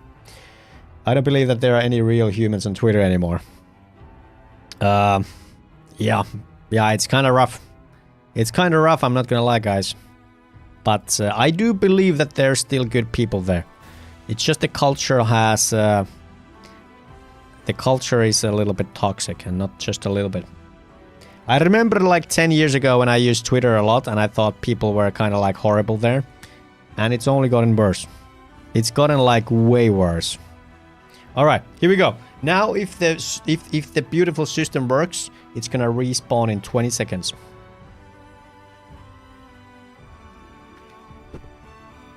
Ba-da-bum boom boom boom boom. Boom. Pum. Boom. Hey, there it is! There it is, boys! Fuck yeah! Victory! Flawless victory. All right. We're gonna test it in a multiplayer setting now. Does it work if we build? Let's build. I am from Spain, but I have been working with people from the UK for some time. Let's go. I love Spain. Hola. Vámonos. I love Spain. I've been to Spain, Alicante, for a week like 10 years ago. It was an interesting trip. Let me tell you, it was an interesting trip. And why it was interesting? Well, the locals didn't really talk English. No, they didn't really talk English, but that didn't stop me. I wrote with Google Translator a little note that said that, hey, I am allergic to dairy. Please keep that in mind. And it worked every time. I didn't get killed once. So, yeah. It felt a little cringy to kind of like slide the notes when I was ordering stuff. But hey, it worked. Alright, so what we're gonna do is we're gonna see if our Peetu guy sees the items. Alicante is beautiful, but little English is spoken. It's spoken more to the north. Okay. I had no idea. Where from Spain are you? So Peetu, guys, Peetu sees the amulet. Let's pick it up. Boom. We have amulet. We can wear it. Beautiful. Let's see what happens in 20 seconds. Will it respawn? Will it respawn? But hey, really nice to meet you, Ignatius. Are you you're working with people from UK? Are you a developer? There it is. It's back. It is back, you boys. I am proud of that. I'm from Navarra. Where is Navarra? I gotta go and maps Navarra. Let's see where you are. Yeah.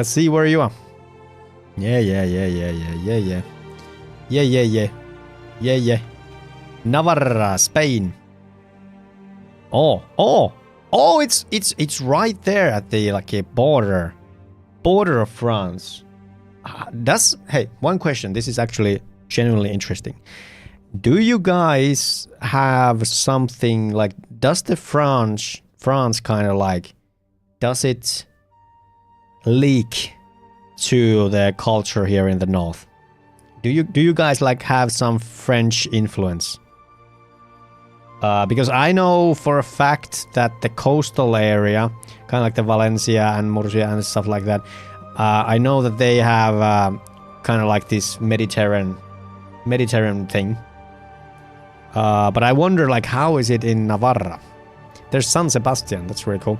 Bilbao. I know Bilbao is it's a sports city. I think they hosted kind of like the World Basketball Championship or whatever in Bilbao. And what else?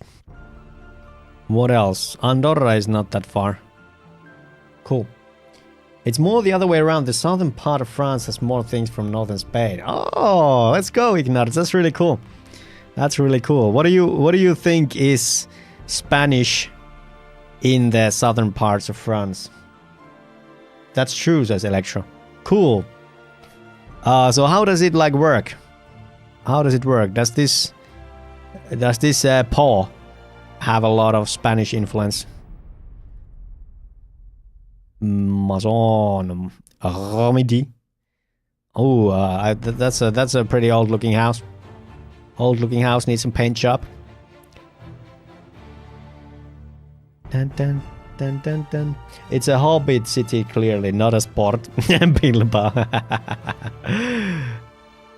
This is Lons, New Aquitania. I have no idea what that is. No freaking idea.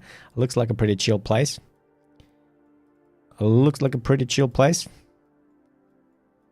If I was like geo-guessing this, I wouldn't be putting this on France, I don't think. I would be putting this on France. But hey, that's really cool, Ignatius. Thank you so much for saying that. I really respect it. Hey, we did good, guys. We did good. Now, what I want to do is I want to get rid of the debugs now. I want to get rid of the debugs. I don't want to bloat the code with unnecessary debug logs. I don't want to do that. So this is gonna check that we are on server. Gonna take that away. And this should be all good. Item is not yours. Alright. Good stuff, good stuff, good stuff. Now let's nerf this ground loot respawn time. This is gonna be like... Let's make it like 5 minutes. Is 5 minutes enough? Maybe not. Maybe like 15. 15 times 60. 15 times 60 is 900. I'm gonna make it 900 seconds. Holy shit, I can't. What the? What is 900, please? 15 minutes, got like ground load respawn time. All right. Here we go. Inventory manager now handles 4 ground loot spots. There's one thing before I forget. We need to bake. We need to bake. Ignor says that I worked for a few years as a game developer in Unity, but now I've switched to application development. Smart. That is smart, my friend. That is actually really smart. Us game devs, we got it tough. We got it tough right now. So let's see here. We gotta bake. Nav mesh surface. Let's bake. Boom. That should be it. Now we should have a bake here, so you can't walk through the walls. Good job, good job, good job, good job. And yeah. There we go. Let's save that. Inventory manager now handles 4 ground loot spots. Added a shed into the Tori. Is there something else? Baked nav mesh. Added some logic into inventory manager to handle the recurring logic. To recurring feature. There's one thing. I kind of want to make it a little bit special of how these things are handled here. So I think what we're gonna do is we could maybe change the terrain just a little bit. Maybe just like change the terrain at, ever so slightly. So for example here. So at that point we could do something to make it more interesting. So I'm just gonna paint it with, I don't know, that. Where was it? Where was it? I can't. There? Was it there? Ah, that's close enough. That's close enough. We're just gonna move it a little bit. And then we had the Lohi. The Lohi item is gonna be spawning there, so let's give it a little bit of something. Maybe it's like this. Just a little something, you know.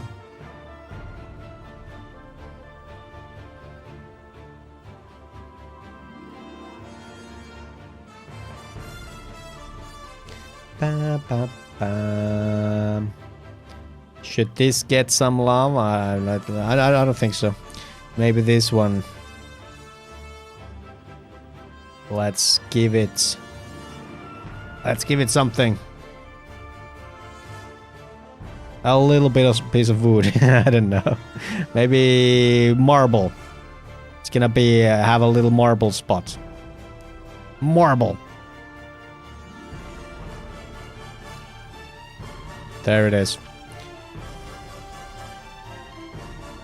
I have to get back to work and I hope to stop by again. Hey, Ignorance, thank you so much. You really made my day. Have a good one, dude. Have a good one. We are gonna be here every work day from roughly like 10-ish a.m. to the afternoon. Gave the spot a little different texture to pop off. All right. So now if the place is empty, they're gonna be like, all right, there's something here. There's something's gonna spawn here. And that's what I'm all about. I really want to add these like little bits of, you know, little bits of interest, points of interest, so that it doesn't become so obvious. My current career change from app dev to game dev makes no sense, but the disillusioned passion in me makes me ignore the facts. Seikko, yeah, there are. Like how I see it. I don't know if you care, but I'm gonna tell you anyway. So basically, how I see it is that we only get so much time here on Earth. We only get so much time. And we only really get so many opportunities to do what we want. Right? And I think Jim Carrey said it really good, is that you can fail at what you hate. You can like take the 9-to-5 job and fail at it. So might as well fail at the stuff that you love. Might as well. Might as well. So here we are, boys. Here we are. Doing what doesn't make much sense. Please ask nicely, how's it going? Good day, good day. Respawn time could be maybe decreased a bit by amount of player online.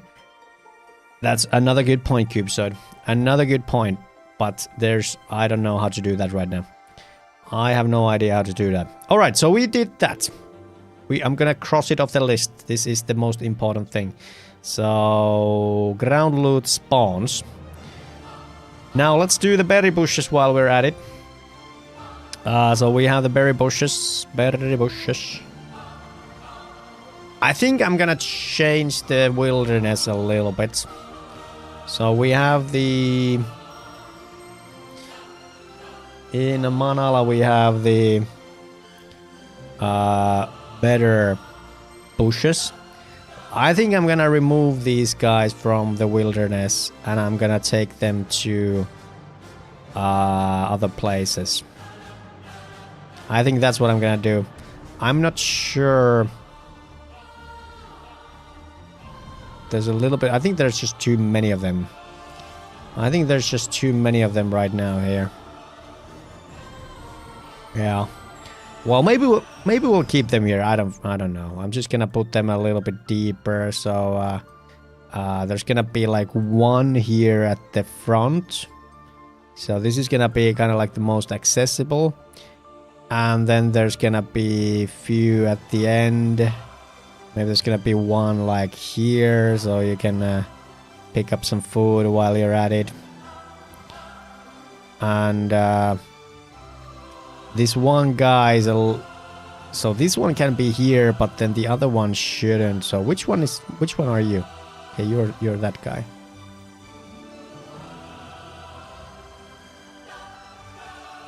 So now there's would be like that many berry bushes. Maybe I'll add like one on this loop, so maybe if someone's like doing an epic run to kind of like get away from someone, they can kind of like get a berry along the way. All right, so now there's 3 bushes here and the main area. One of them is gonna be fairly like this one's gonna be in Ayatar area, and these are gonna kind of gonna be like for salvation. All right, so I think I'm happy with that. Now what I'm gonna do is I'm gonna add some regular bushes here. So we have the Kalamankangat. Let's add some bushes here. So there's one. Okay, you are off the ground.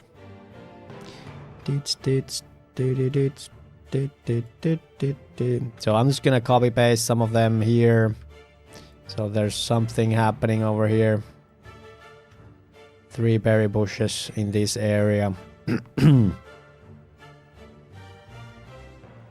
think it would be nice to have something here, but we don't really have anything that would make sense. I think I'm gonna put a couple of these bushes into this place. So this is Pohjola. Let's do empty on this. Pohjola decorations. I'm just gonna go ahead and put like 2 of these in here. So where the fuck are you? Where the fuck are you? You should be here. You should be here. And you should be here. So I'm just gonna put a couple of these in here. 1 there and 1 maybe there. Alright.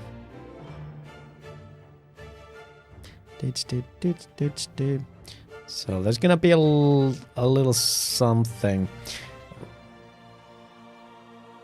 A little bit of something.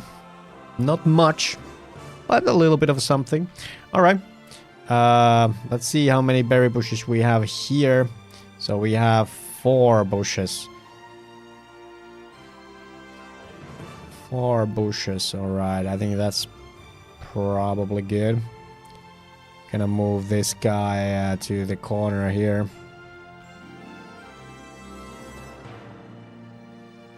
Nice.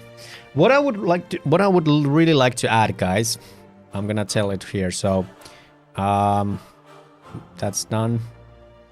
So we need kind of like a news and information panel. I think that we could do that next.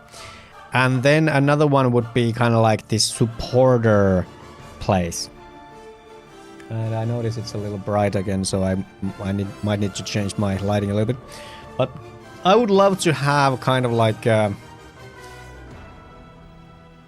what I'm basically trying to say is that I would love to get ideas of what the supporter shrine or what not. What could it be? That's kind of like the point. I think one thing would be a kind of like a fountain or maybe a statue or something. Maybe we'll check the asset store if we can find anything. Let's see if we can find anything. I think it would be 3D props.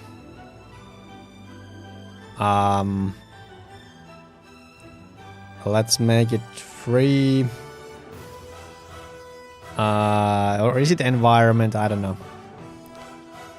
And can we like search free assets? Can we like search for stylized? Can we search for stylized? Is that something we can do? 3D free. Let's see if we got anything we could use. I think a statue could work. Those are pretty cool. Those are pretty cool, I'm not gonna lie. Skeleton. Stylized rocks. Because I think it would be cool if we had a kind of like a... kind of like a, you know, shrine or something where there would be kind of like a plaque or something, and you could like read it, and there would be the supporter list. Mage Tower.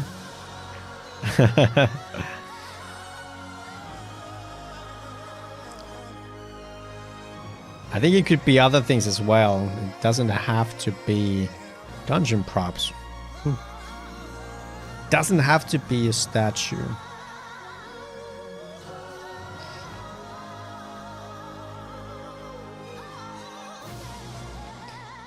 Dun, dun, dun. Let's add like a fee at 500.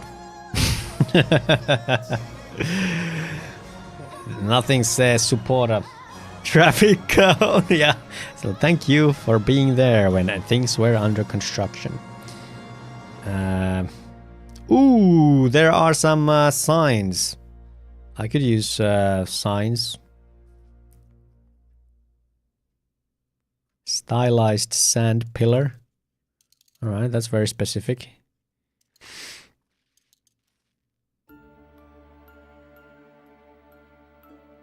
A chest. Ooh, I kind of like a chest. I think a chest could work for the bank. I think the bank could use a chest. There's another one.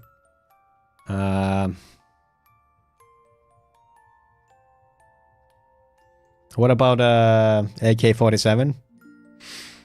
That's pretty cool. I think the magic rune might work. A bucket. It's a bucket. A bucketerino. I think we'll add a sandwich. Cool looking swords. Bam, bam, bam, bam. That's a little corny looking chest. It's a pretty cool looking weapons. Kind of simple, but I like him. 3D stylized chairs. Another chest. I think we'll add chests later. Traffic cone would be great.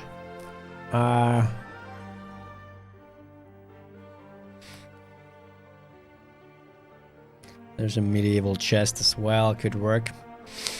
Could work. Alright.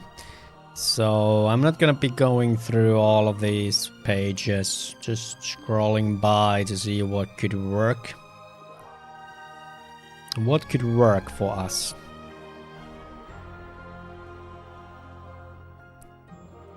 Low body houses, dungeons, traffic lights. Ooh, there's some desert shit. There's a couple. I think we would benefit from some environmental props as well. I want to keep the 2D aspect alive in many cases. But if we see something that would fit our style in the 3D world as well, I am open to that. I am open to that. That looks kind of cool. Tag treasure.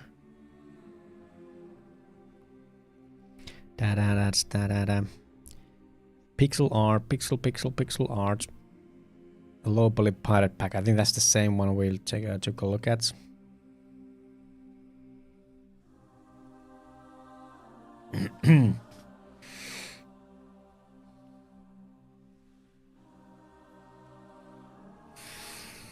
Not really impressed with the each selection. All right, I say we take a look at what we got now. Ancient ruins and plants. Hey, that's worth looking at. Let's search for stylized statue.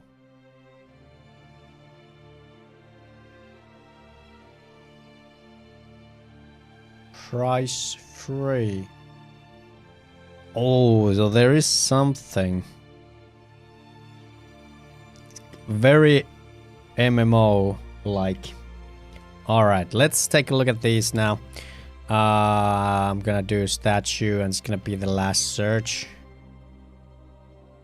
So we have some lions, we have owl, a horse, angel. Angel could fit the lore, to be honest. Angel could work. Lion, kinda. Kind of, I suppose. Alright, here we go, guys. Okay, so could we 2D might suit a little better if you make a treasure chest.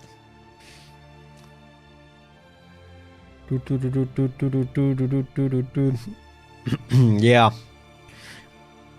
I think kind of like environmental assets, you know, like bushes and trees and maybe even rocks. I think those are suited for anything interact usually works better in 2D if your character is 2D.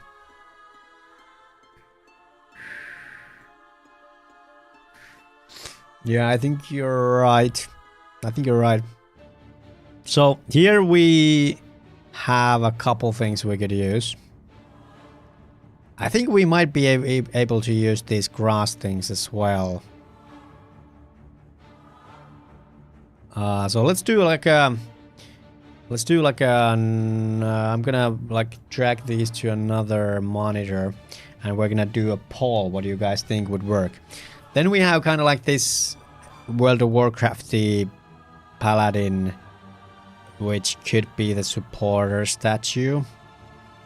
I think the style is a little off. What do you guys think? I'm not feeling it. I think it's cool, but I'm not feeling it.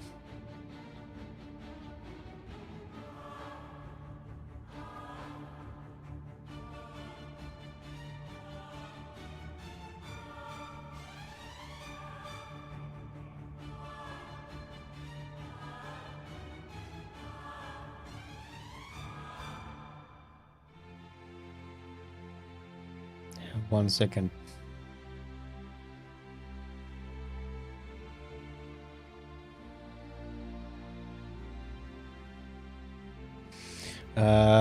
Yeah, all right. So this is the night. I don't know. I don't think this fits the scenery. So moving on. Then we have some low poly environmental things. So there's a tent. There's a house. I do like. I think this is pretty good stuff, but I think it looks a little too childish. I think it looks a little just a tad too childish. I think the aesthetic is actually kind of cool. It's very colorful, very vibrant. I think the colors are awesome. But maybe not. Maybe not. Then we have this angel statue. I don't know. What do you guys think? Could you see this at the middle of Torri? This would be kind of like a centerpiece for the beta town. So players will kind of be attracted to it, and then they would, I don't know, like interact with it, and it would open some sort of UI element. I'm not sure. Maybe not. Maybe not.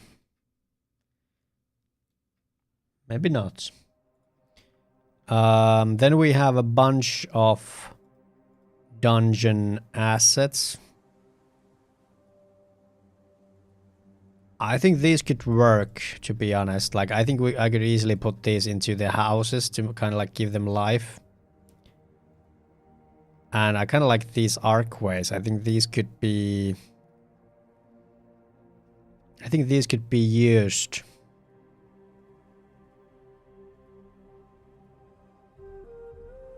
I think these could be used.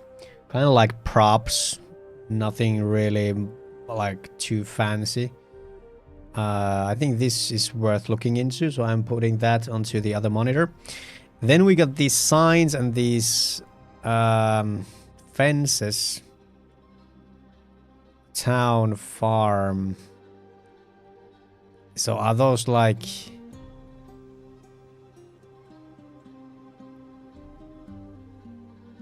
with and without text, yeah.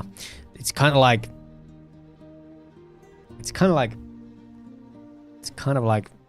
I don't know. But I do like this. I wonder if this would work in the game. I kind of like the idea of the fences as well. It would make the town square much more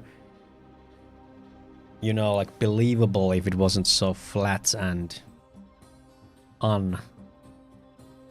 unasseted. Then we have a chest, and apparently it has a animation.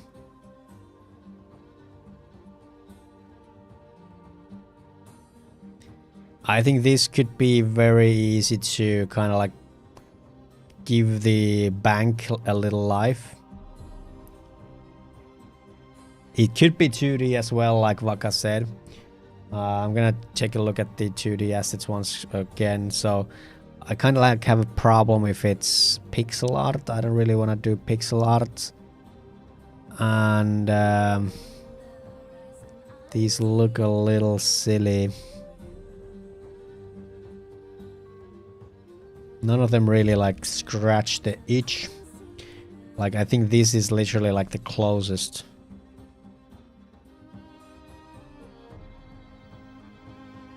This is literally like the closest, like some of this.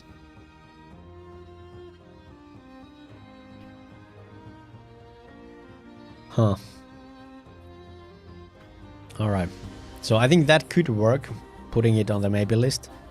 I think this won't.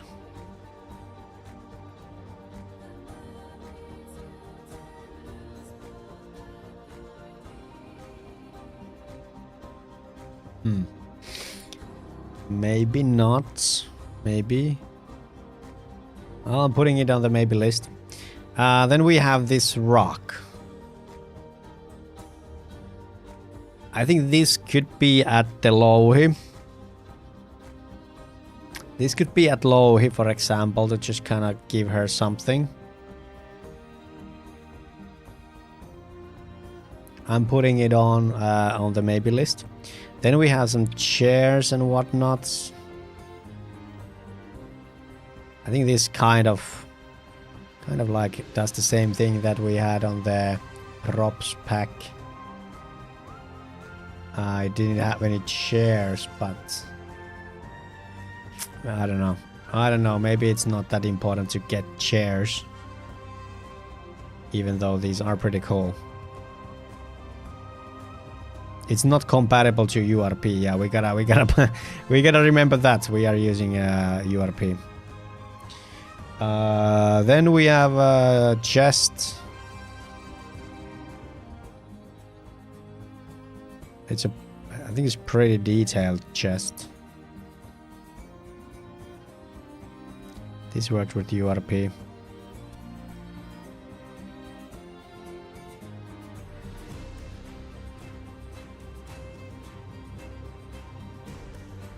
Oh, all right. Maybe not. Maybe not. And then we have the low poly desert pack. Could this work for? I kind of like some of this stuff. That skull is pretty cool, but it's the art style is a little. The whale is kind of cool.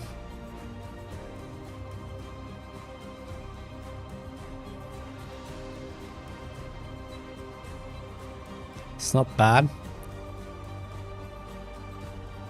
I'm kind of thinking like this is the kind of stuff that should be 2D. Like if we have like cactuses or something, I think they should be 2D. The whale, I think the whale could work as that is. Yeah. Why do artists upload their assets to Unity instead of Itch? It's hard for me to understand why they put it into a walled garden in someone else's castle. Oftentimes they put it everywhere. Yeah. You see the same packages in multiple places. I guess it's just that if they are made for Unity, you know, for Unity projects, they're putting it in Unity Asset Store. That kind of makes sense. And I suppose some of these guys are kind of like trying to create a reputation, so that if they put like a bunch of free stuff and then they actually put something that costs, they're not gonna be, you know, no one. So they're gonna become a name at the, for example, Unity circles. Could this have a place? I don't think so. All right, so we've got some stuff. I think I could take like that well out of this place, but I don't know if that's worth. I don't know if that's worth it. What do you guys think? Should we take the well out of this package?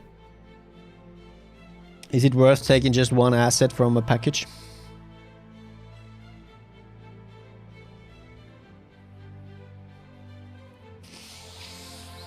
We are.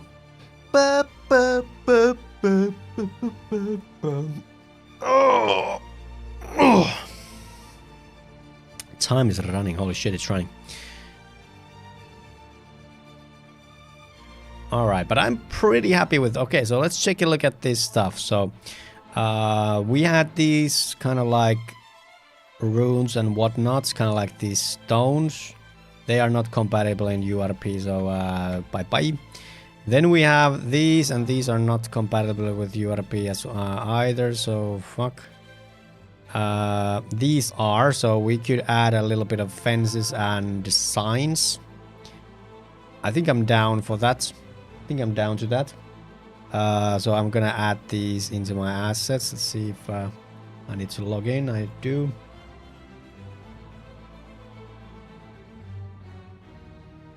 Bam, bam, bam. All right, so I'm gonna be adding these into my assets. So we got that. Then we've got this.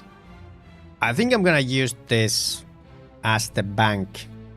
So this is gonna be the new bank. Instead, wait. So we had the one thing. Where can I find it? I think it was like stylized chairs. It was literally like stylized chairs. Let's see if we can find it.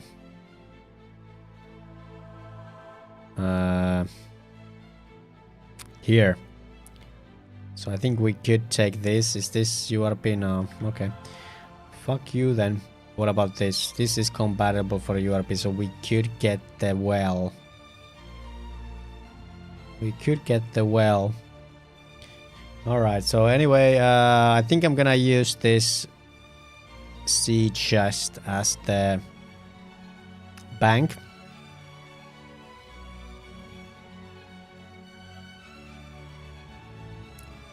And then we have this, I'm putting it away. And then we have this magic rune not compatible for URP, so there it is.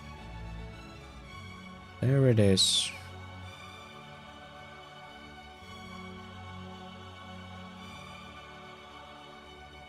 Let's see if we can find like something like ice. Icy. Let's see if we can find like icy. Something icy. Lohi could really... Lohi could benefit from some stuff. Alright, we should have a couple of packages now here.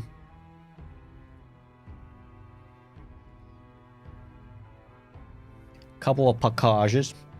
So we have a stylized sea chest, stylized farm assets. So let's download these bad boys.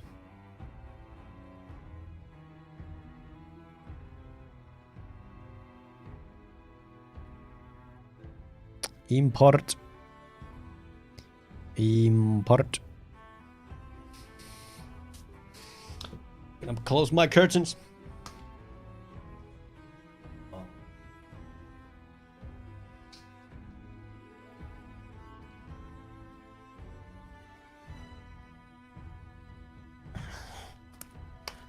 Yeah, that's better. Okay, we got that in project. Let's import this one as well. So we can decorate the scene just a bit.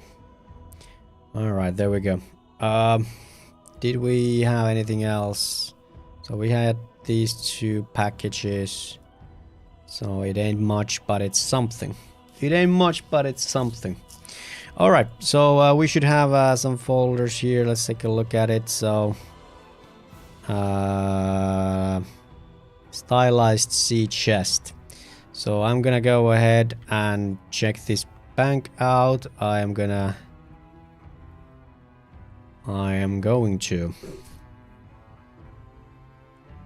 add this over here. So where is the stylized sea chest?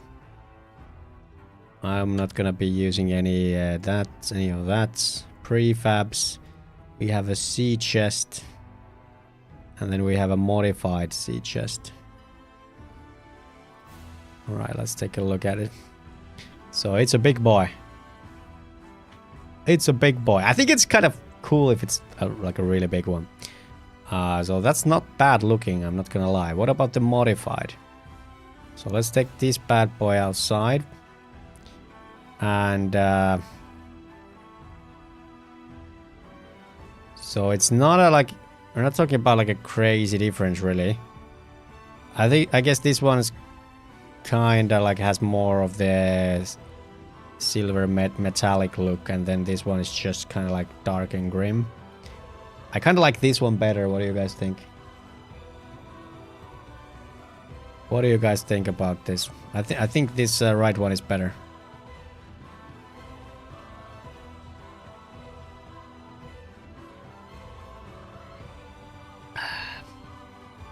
I think that's better.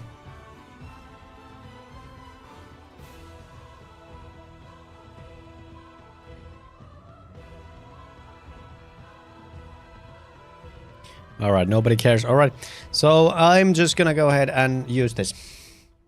We gotta give it a little bit of a rotation to the other way, minus 90.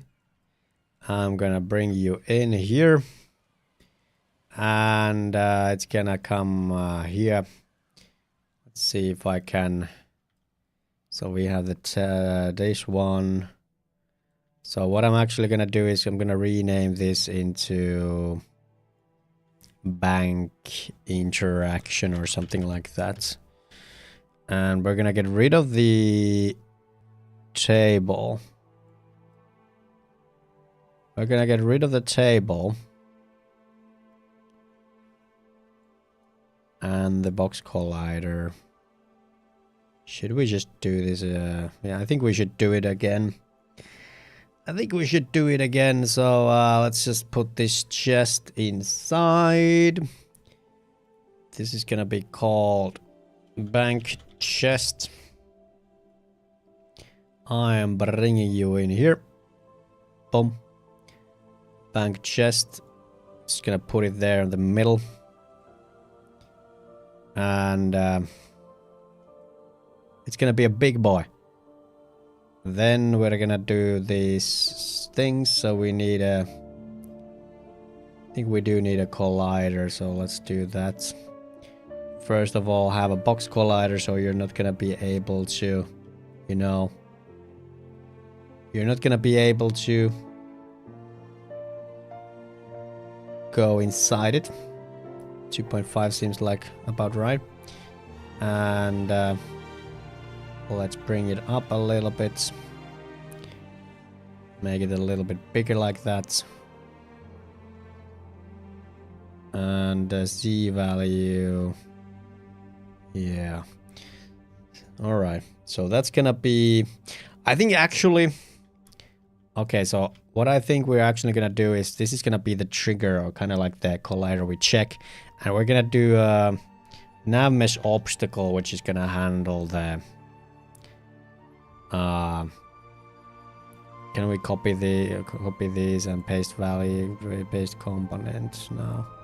All right, so let's make this similar. So it's 2.5 to, and I think we should see the carving. All right.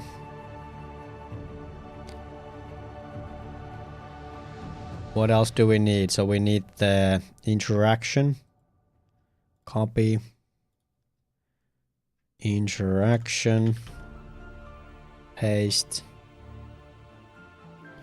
And lastly, do we need something else? So we have the tooltip. I don't know if we're gonna need the tooltip. I think the chest is gonna be pretty self-evident. Let's add the animation. So we're gonna need... So we're missing animations. Let's see how this works. So we have animations, we have see chest close, chest open. Alright. Alright. Wrap mode loop. I think this could be like one-time thing. Or do they need to loop? Why do I have kind of like have feeling that they should be playing only once?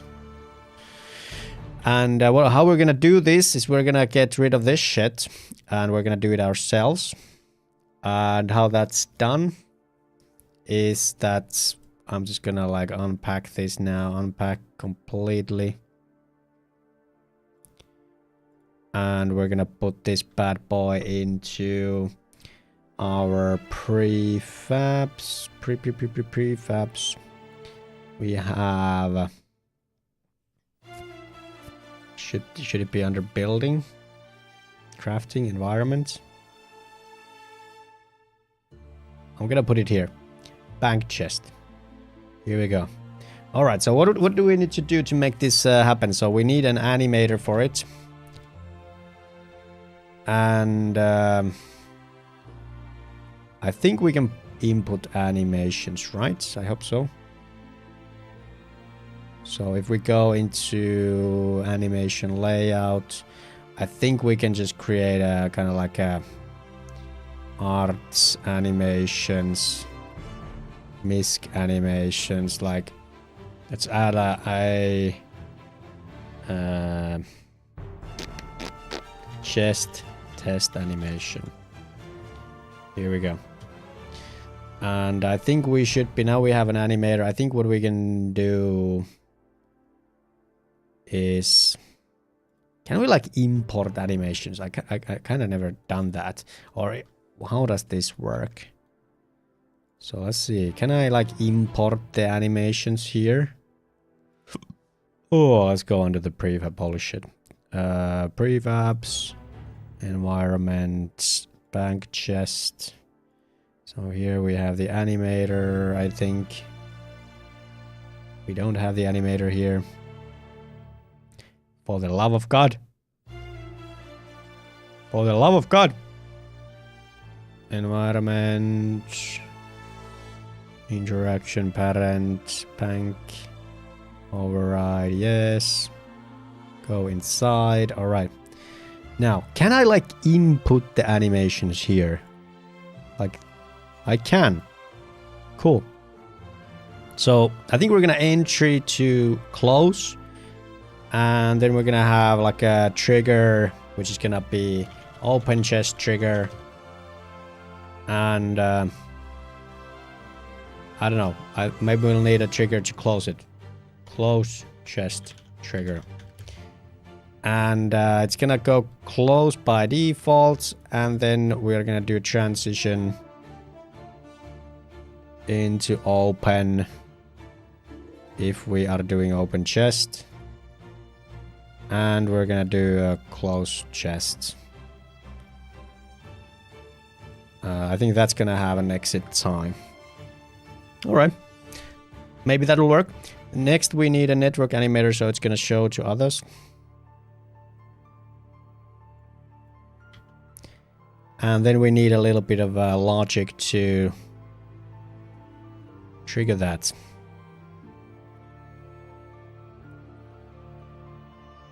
So how we're gonna handle this is that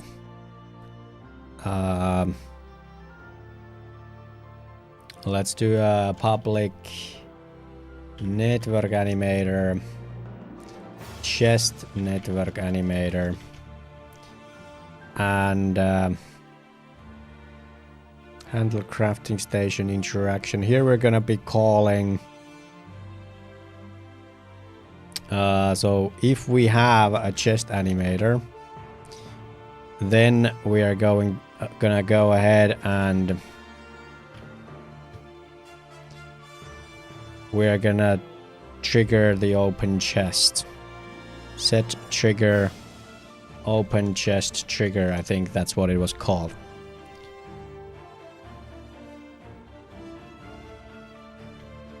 And how should the close work? Maybe we'll like invoke it here. Name of closed chest.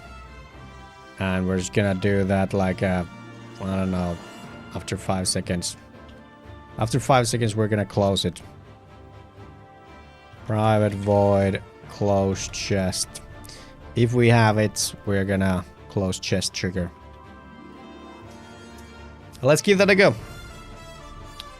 Let's give that a go. I think it'll work, but I could be wrong. I have been wrong before. So open chest trigger, close chest trigger. I think that's what it was called. Yes.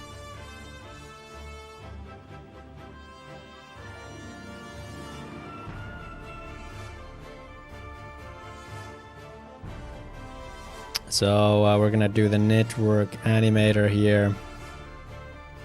For some reason we don't have smelting UI, so let's put that in. Smelting UI.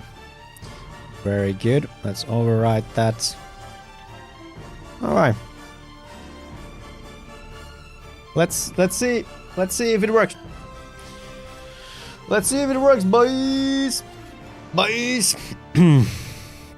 Alright, so we are looping. We are looping. It shouldn't loop. Why you looping, boy? Why you looping, son? Oh, I just realized we don't have the motions.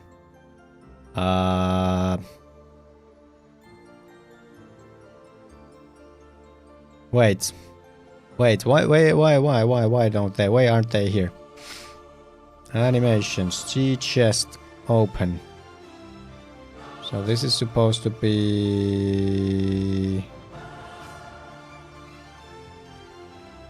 Huh. Chest close. Why can't I put the motions in here?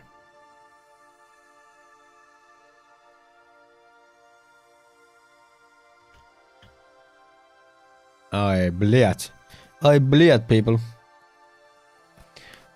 So do I need to copy that? Is that it? Like I can copy this, I think, and then I can like go into the freaking prefab. Go into the motherfucking prefab. So where am I? Where am I? We're going into prefabs and into environments where we have bank chest. Here we have the animator. Now we're gonna create new animations. Bank chest, new animation. Animation. Chest open. I don't know which one. So can I paste this? And what if I play it? No, this is actually close. This was actually close. Fuck. Let's do a new clip. This is a chest close animation. Boom. Now it's gonna close. Flip. There it is. Alright. Now we're gonna check the open animation, but we need to copy the one that we had. So let's take a look at that. So we have the close and this is the open. Copy. Cube Sode, I don't know. We're gonna see how it works. I think it's just gonna open multiple times or like try to open it. I don't know. I don't know. We're gonna learn. We are here to learn, people. So let's go into this and do the open animation, paste, save. Oh, it's slow. It is slow, boys. That's fine. That's fine if it takes a little bit of time. Alright, so that should basically work. Now, let's... well, we can basically take these away, and now we're gonna do this. So this is gonna be the default, and then we're gonna go into open, no exit time, And it's gonna go into close with close trigger. Alright. Let's see what happens. Let's see what happens, ladies and gentlemen.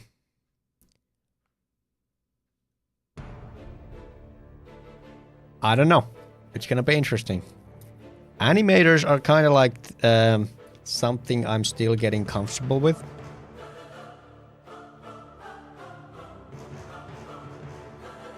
And as if you've been here for longer than a couple months, you know that I am not a fan of animator. Animator's not my thing. All right, here we go. Here we go. We have the chest here. Okay, so it's doing its thing. All right, so that's not right. All right, so what are you doing? You're drunk.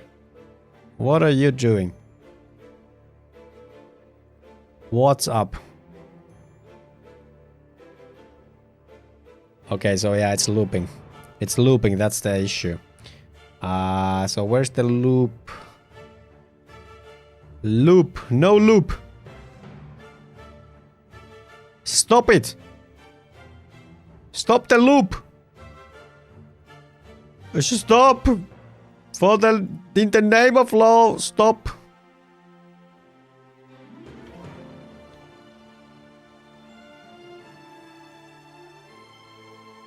Oh my god. So that didn't work out. So why are you looping? It shouldn't. So I think I took the loop away, but it could be somewhere else to be honest.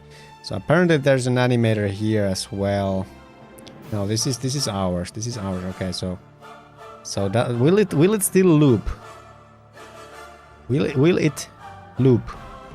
Does it still loop? Will it loop? I wonder if I had the references right. Well, we'll see. We'll see. We'll see how it is. Spam. Okay, so it's not opening now. Okay, so very good. Let's see if it opens on our. Okay, so feels like I think we probably have the tag wrong, so let's put it into bank. Cannot set a synchronized trigger when the network object is not spawned. So I think we have an issue of it not being a network object. The bank did open, so that's good stuff. So we got a error. Error we've got. Interaction 34. That's not it. Interaction 34. So yeah, we're trying to set the trigger. I would assume the problem is that this isn't a network object. Where yeah. So that's probably the issue. So this needs to be a network behavior. Okay, what the hell? Network behavior.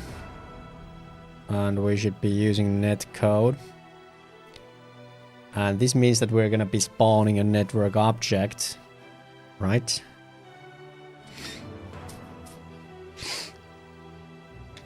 So we're gonna be spawning a network object here as far as I know.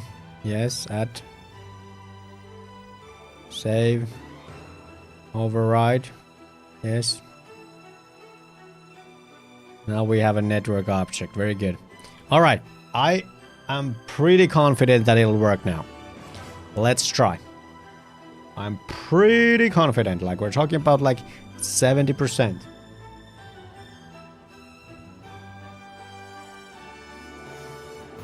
%, people. Also, I am starting to starve, so we gotta do something about that. But I also only have like 45 minutes left. All right, here we go, guys. Here we go. Boom. Oh, wait, I think we still forgot to change the tag. Bank, okay. Boom.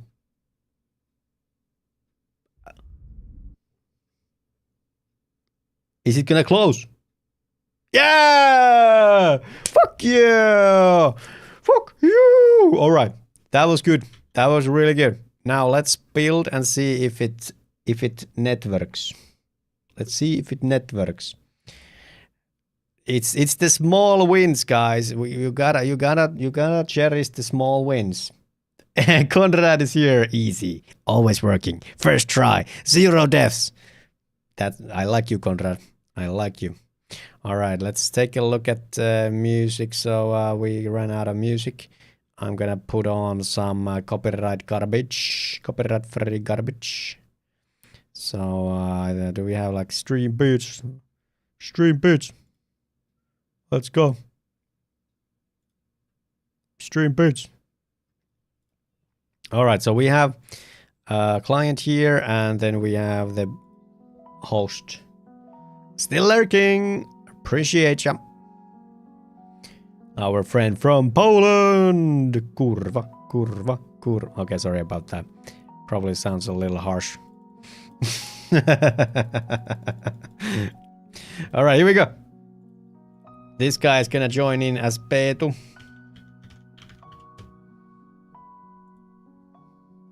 Perfect pronunciation. Let's go.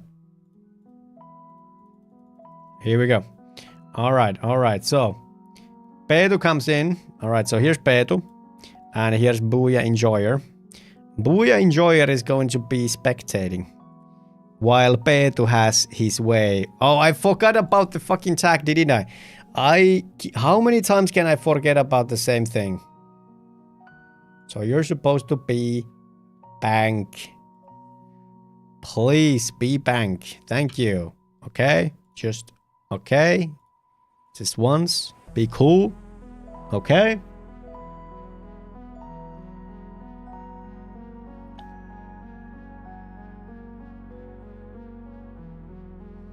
All right, here we go again.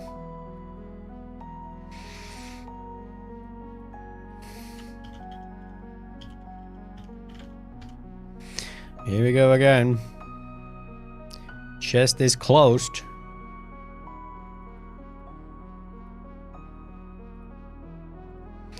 Another guy comes in.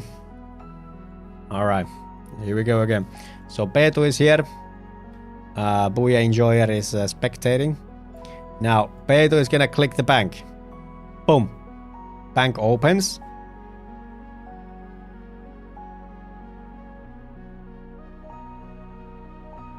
Excuse me. Excuse me.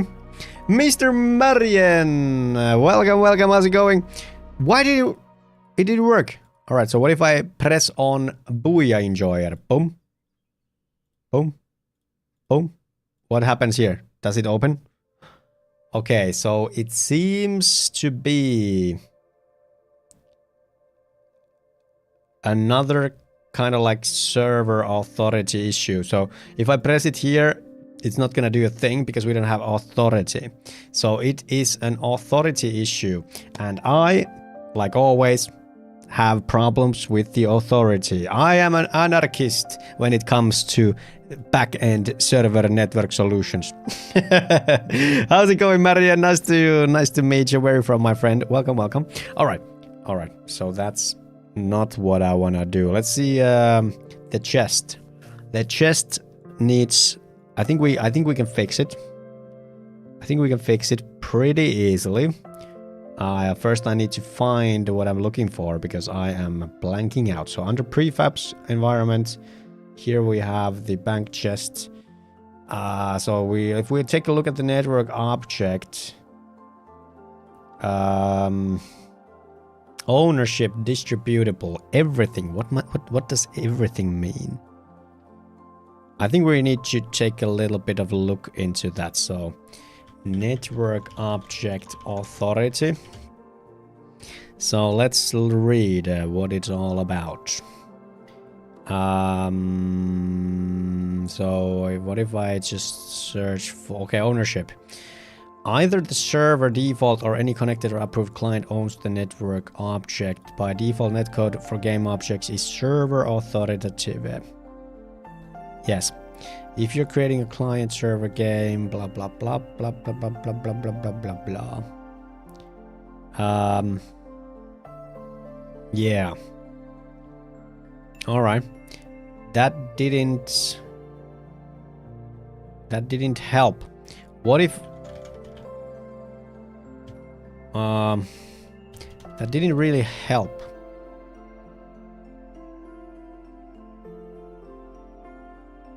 That didn't really help. Hey, tomatoes cannot be trusted. That is a really good nickname. Hey, I just want to show you. We have a really old emoji. It's called Ames flushed. It just shows how much I care about tomatoes. And I agree, tomatoes cannot be trusted. How's it going? Love your nickname. Welcome, welcome. We are developing a game called Shadows of Tuonela. It is my baby. It is my dream project. I'm literally checking all the red flags of starting game devs.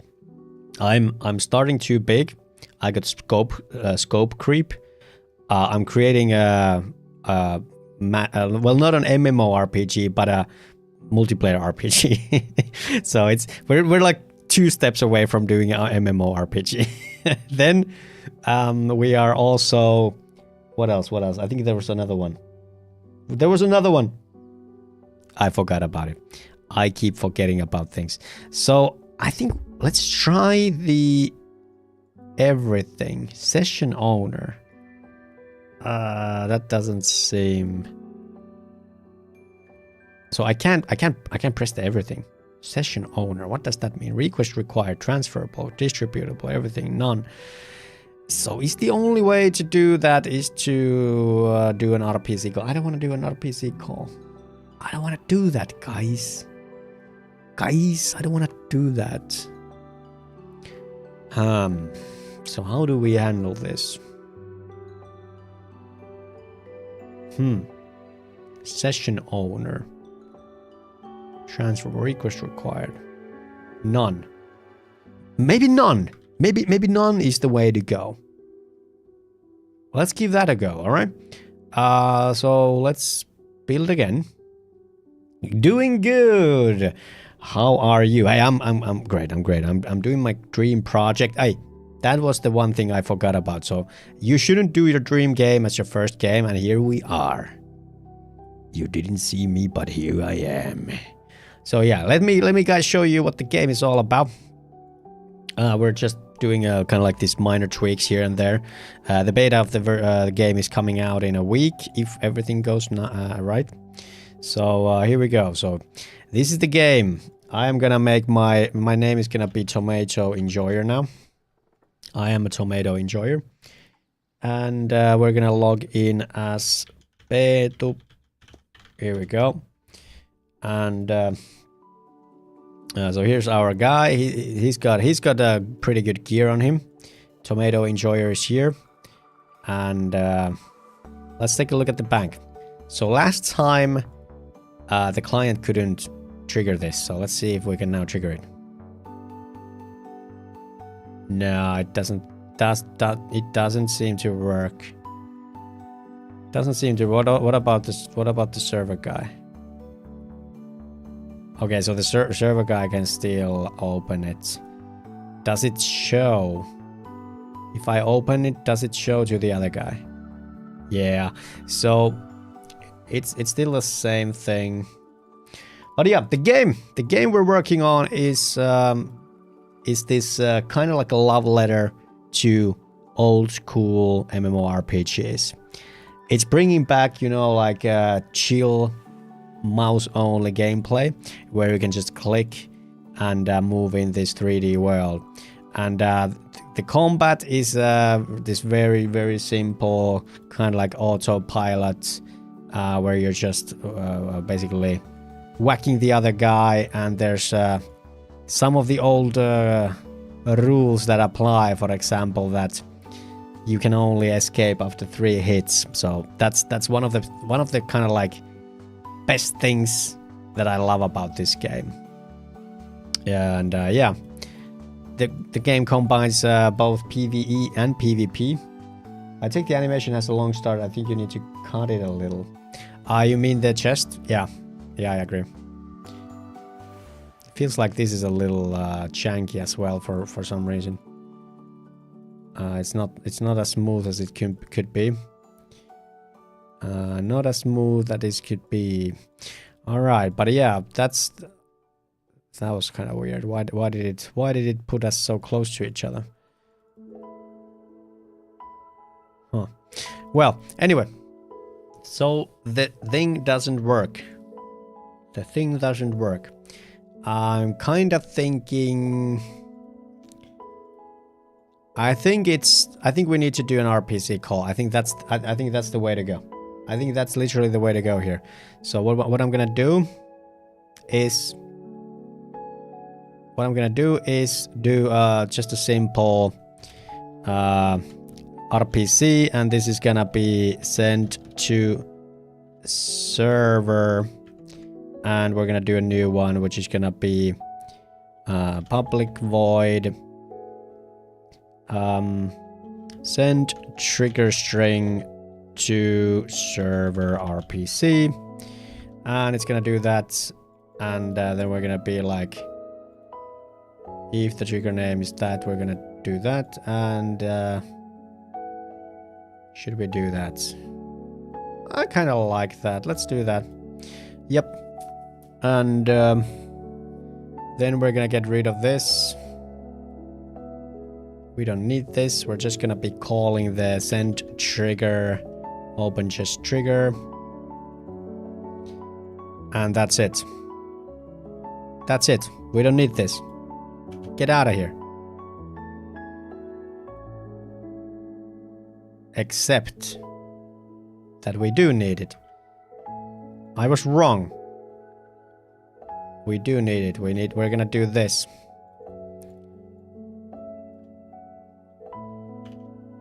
Close trigger chest. So that should work. And this needs to be called here.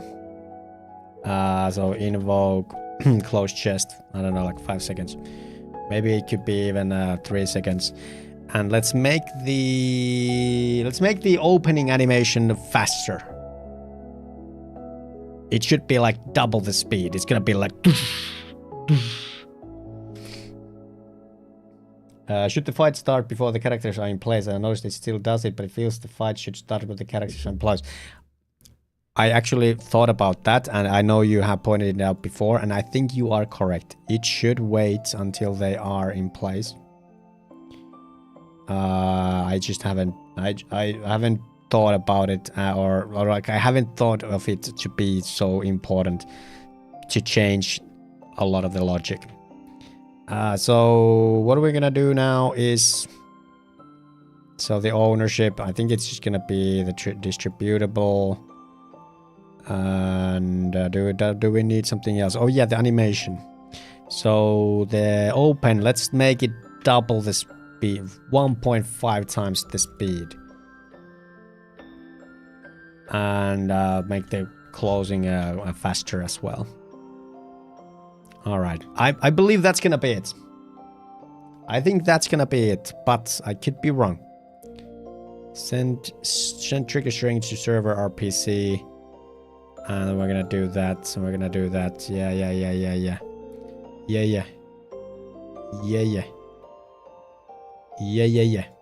All right.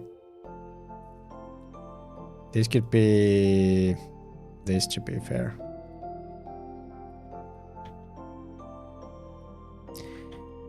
All right. Tomatoes cannot be trusted. Can you tell me a little bit about yourself? I know I see you have awesome emojis. Very awesome emojis indeed. Are you a developer? I always like to learn about people. All right. Here we go. Now that should work. I'm just gonna we're gonna go straight into build because I'm feeling so confident. I am so confident.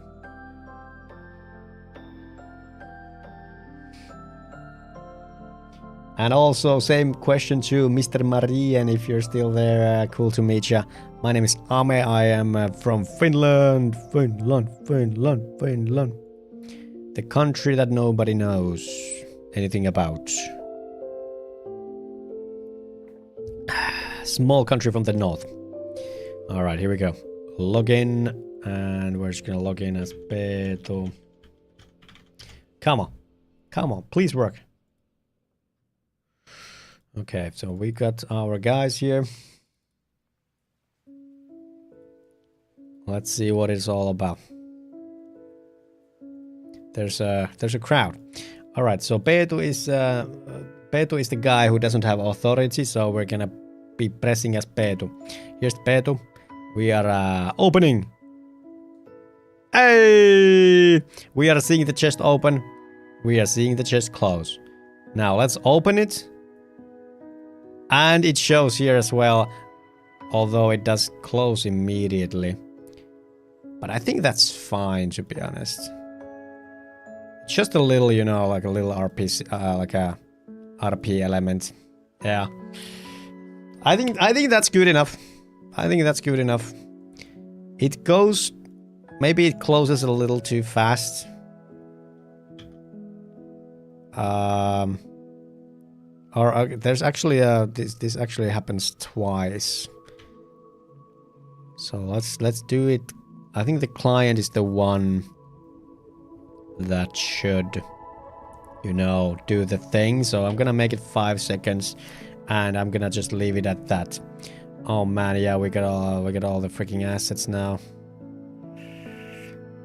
I think I'm gonna be adding them into the git ignore by default. And if we do use something, we need to make a prefab out of it so we have a reference to it. Does it need to have an animation curve? Yeah, it does. It does. It does. Alright, so what we're gonna do is we have the stylized sea chest. I'm just gonna... I think I can put it in the... I think I can put these under the git ignore. So I'm just gonna try that. So I'm gonna put it under git ignore assets. And I think I have another one. I think we can put the icon assets there as well. And the game buffs. I'm not sure if this is gonna break anything. Resources, scenes. I think we're missing one, right? I think we're missing something because I thought I imported like... Oh, here it is. So this one goes under the git ignore as well. Alright, so now I think they should be gone from here, right? Holy shit, it where me go! That was a goddamn good nap. We gotta make this game, Infermigo. Thank you so much. That is best support. Thank you, thank you. Very generous, my friend from Pakistan. How's it going? How's it going? Just woke. Like, this is what I've been telling guys. This is what I've been telling everyone. Like, when you take a whenever you take a nap as an adult, you're always like rolling the dice. You're kind of like spinning the wheel. There's like a 10% chance of like getting like a flu or something. Then there's like 10% chance of like having like a huge migraine and headache. Then there's like maybe, let's say, 40% chance of actually feeling pretty good. Infermigo! Dude!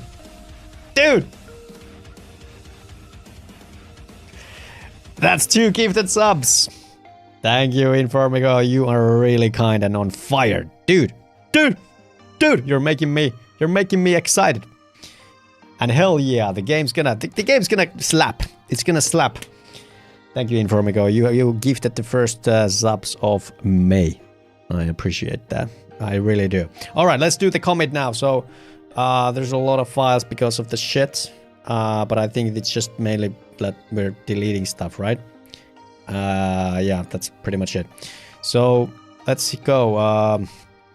Brought in new assets and moved them to git ignore assets.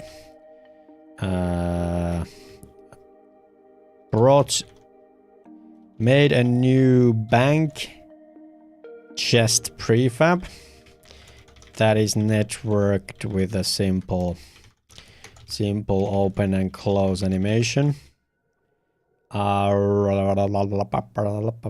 pretty much it, right? Let's take a look at did we leave out some of the old shit here? Bank interaction. So there's still this still exists. We should probably get rid of that. So this is gonna be the new thing. Let's make this a little bit bigger. Just a little bit bigger, you know.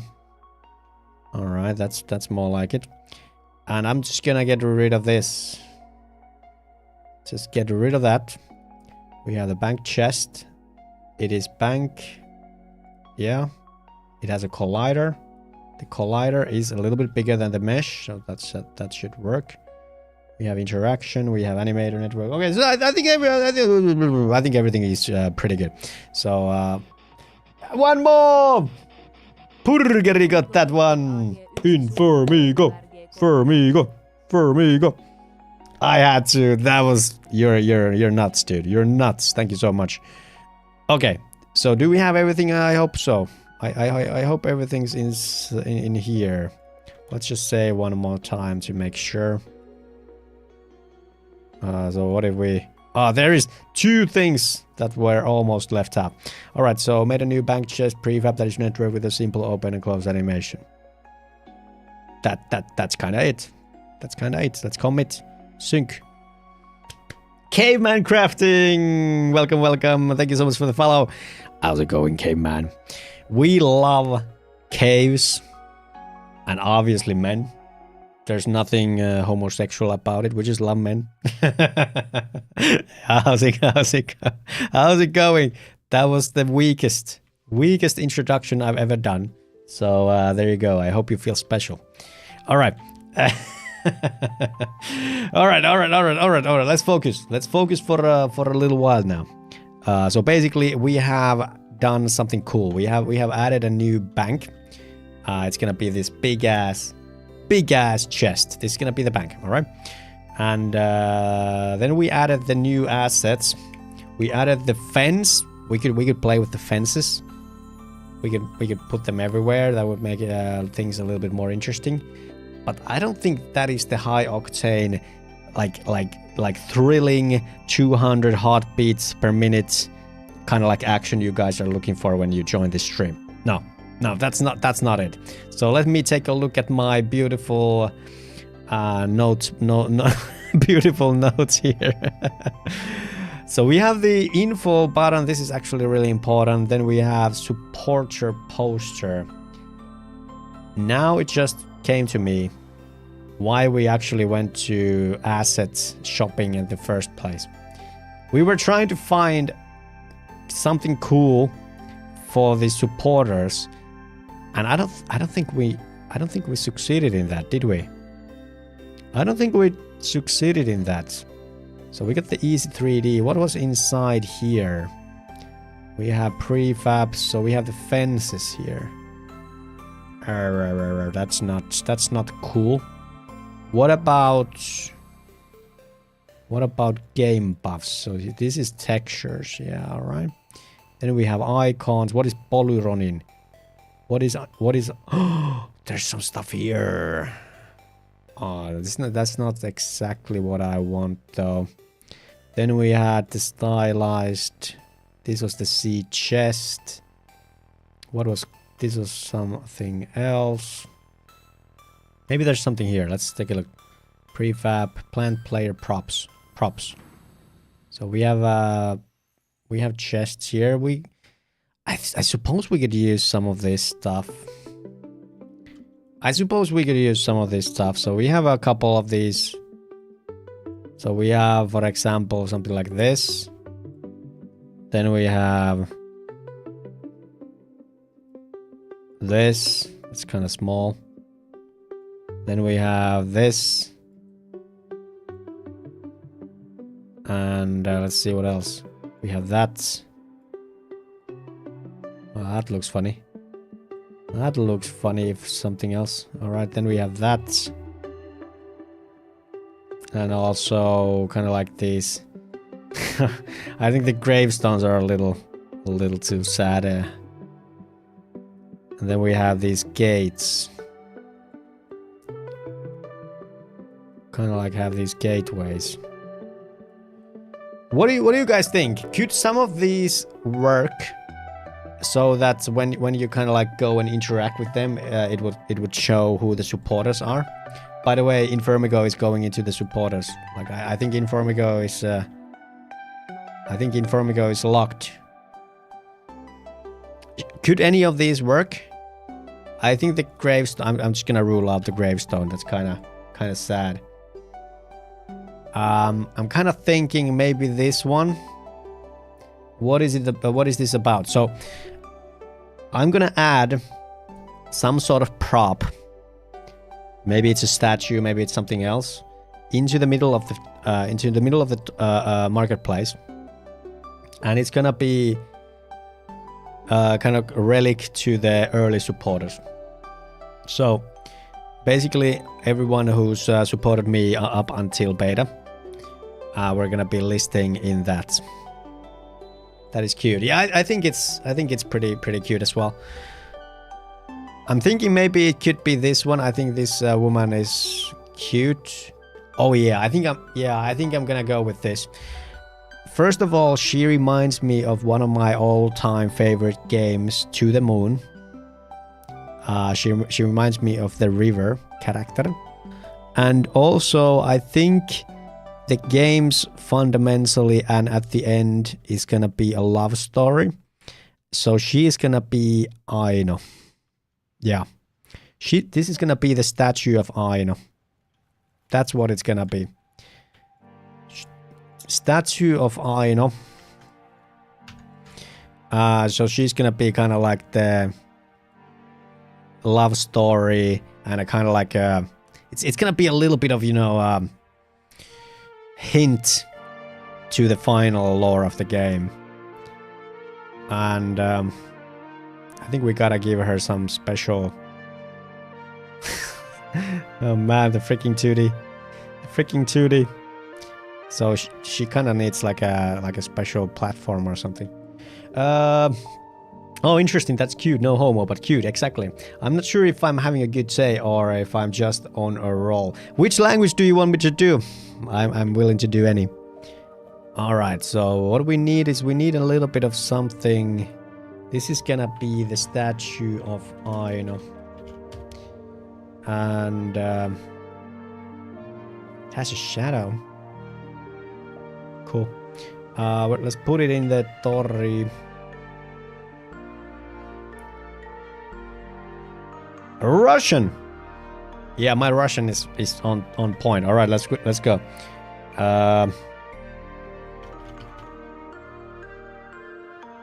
English.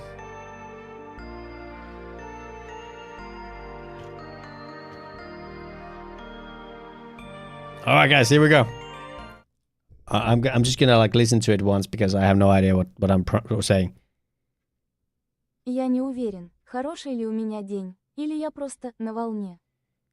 All right, one more time. I didn't get anything. Я не уверен, хороший ли у меня день, или я просто на волне. Here we go. Я не уверен, хороший ли у меня день, или я просто на волне. There it is. So maybe if Darth Blehman was here, he can tell me all about it. He can tell me how much I butchered it. There you go. All right. Hey, that's one more to Julpu, the one and only. Infemigo gifted AT1 sub to JU1 PPU. I love the freaking Finglish gifting one tier 1 or 1 tier 1. I can't remember which one it was. It's still funny. Okay, so paint texture. What is the stamp terrain? Left click to stamp the brush onto the terrain. Huh. What does this do? Hello? The brush is read only. I have no idea what that does. So let's do the paint texture and see if we could make this a little bit more interesting somehow. Maybe if it was kind of like this marbly look. Let's try this marble and go opacity 100. Boom, boom, boom, boom, boom, boom, boom, boom, boom. Boom, boom, boom. I'm just gonna make this whole cross over.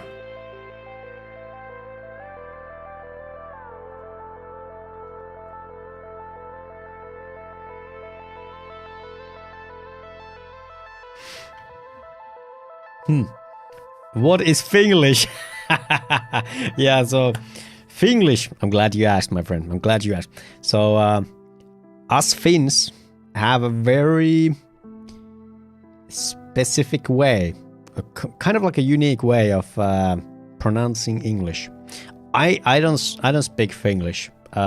If you know what Finglish is, you're never gonna unhear it. I can do Finglish, but I'm gonna let someone who speaks better Finglish. Finglish example. Let's see if we can 8 funny Finglish phrases. Finnish language. All right, what the hell are these? Let's do rally English. Rally English is basically the same thing. Yeah, here it is. What's going on here? Oh, someone's screaming. Timo's in agony. You can see him lifting himself out the seat. Wait for it. What on earth has gone on? Well, he's still carrying on. We have to stop because it came some stone or something through Timo's seat.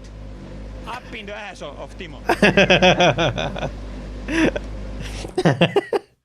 Yeah, there it is. That is rally English. Let's see what this is. In Finland, we have this thing called Rally Englanti. Rally Englanti is the way race car drivers speak English, and that sometimes drives foreigners crazy. Sorry, it's that too. Rally Englanti is the magical ability of pronouncing English in such a way that neither the Finns nor the English understand it. It's basically pronouncing English words as if they were Finnish. Yes. Let's say that sentence again in Rally Englanti. It is basically pronouncing English words as if they were Finnish. It's kind of like a stroke having a stroke. Yeah, there it is. There it is. Also, I don't have a PayPal. You should have an option for debit credit to send a tip. I love it. Yeah, that's Finglish, ladies and gentlemen. I'm sorry for your ears. Yeah, love it. I'm glad you liked it. It's a little funny thing. All right, so I think this is what we're gonna do, and basically, we need a little bit of a collider for her. So I'm just gonna give her a box collider, and let's see how it is. So I think that's actually kind of good. Let's make her to player layer 10, so you're not gonna be able to clip through it. And we're gonna create a new prefab. So I'm just gonna unpack you completely, put you into the prefabs, which is here, and we have the environment, statue of Aina. And what we're gonna do is we are also going to give her an interaction.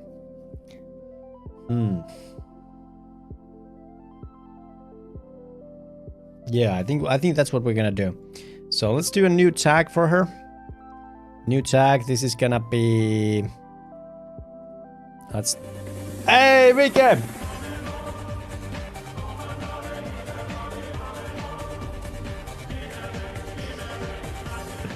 Morjens. Morjesta! Mitä kuuluu, Mikille? Kiitoksia. Thank you. Really cute. Belayer is here as well. How's it going? In Germany, we have a Denglish. It is similar. That's most likely like true. I gotta say, like, German is pronounced in very particular way, and it's kind of like this. It's interesting. Let's just say that it's interesting. So yeah, if you have some good clips of a stereotypical German English, I would love to learn. I would love to learn. How's it going, Belair? And Vike, thank you so much for 21 months. Kiitoksia. And I hope you guys have a great weekend after we have to call it in a bit. All right, so this is gonna be... Let's make this... Should we make it like a common... Like, should we... How should we do this? We have the interaction. I don't know if we should use the same one for everything. Maybe this is gonna be like...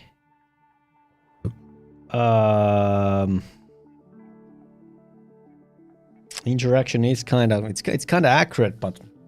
I might have to move to Germany for MSc this April in computer science. Hey, I think you're gonna have a good time, dude. Germany is a wonderful, wonderful country. Yeah, 100%. I think you're gonna have a great time. It might depend a little bit of where. I think Belair can help you more with that. But yeah, I think that's gonna be awesome.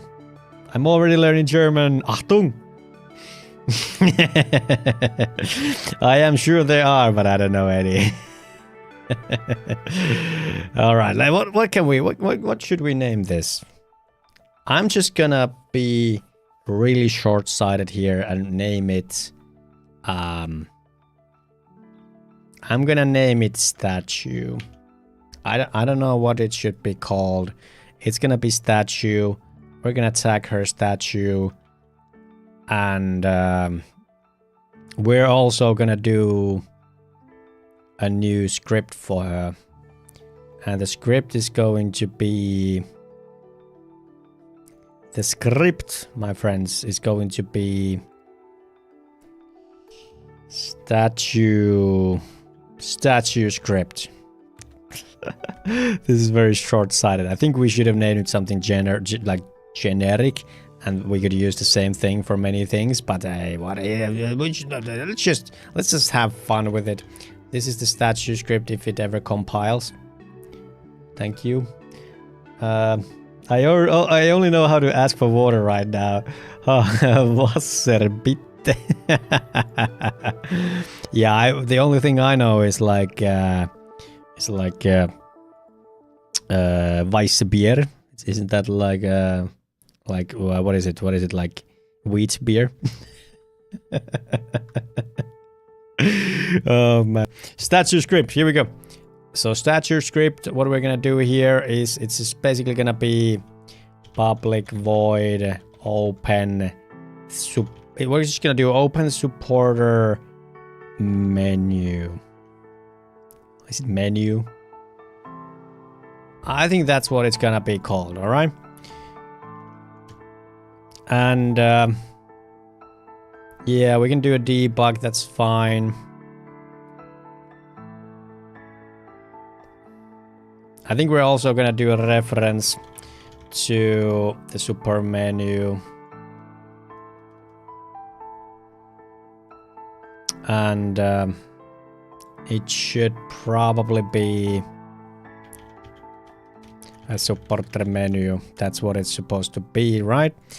And yeah, we're gonna open it, and that's it. Now we don't have that, so we need to create it. So let's do that one real quick. So we're gonna go into our game UI, into canvas, and I'm just gonna take like, which UI should I use? Authentication, warning menu? Maybe I'll use the warning menu. Alright, let's use that for laughs. So I'm just gonna unpack this completely. This is gonna be called supporter menu. It's not really menu, I don't know. Maybe it needs another name, but we're gonna go with this. So here we have, this is the thing we're working with. Let me go into 2D view. And we're gonna make it, let's make it center. Go like center. Authentication menu is there. Supporter menu, wait. Oh, it's hidden. So this is actually the one we're working with. So let's make it a little bit bigger. Visual parents, we have the background, we have the header. We have the header text, all right. So underneath here we have the content, we have the buttons, warning messages. So I'm just gonna remove all of these. We're not gonna need any of them. And I'm gonna change the background. Where do I have it? So that's the lights one. Content. That's the color. So I think we're gonna use this color. Ai että Vike, mä tehtiin kans munkkia, oli kyllä herkkua. Tuliko hyviä teillä? Kiitoksia vielä isosta subista, arvostan. Alright, so what I'm gonna do here is basically let's add another image here. And this is gonna be the color we just did, like so. And I think we can do a little bit of padding, like so. And authentication menu. Yeah, let's hide that. All right, so here we are. Let's increase the size. So I think it's gonna be pretty big. Maybe it could be like maybe it could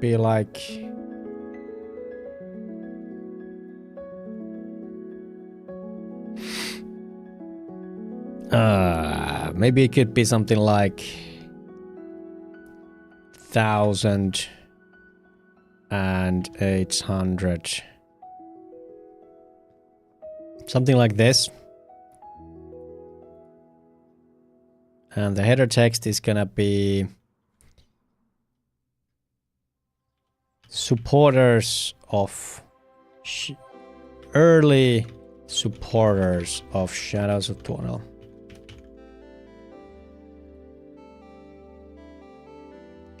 And then we need basically, we're gonna need a bunch of different things here. So this is the content. I think we're gonna do like a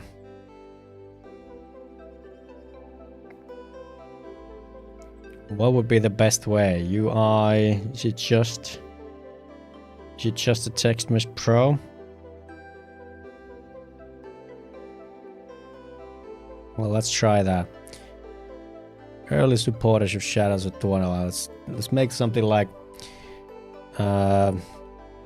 these are the people who, these are the souls who kept the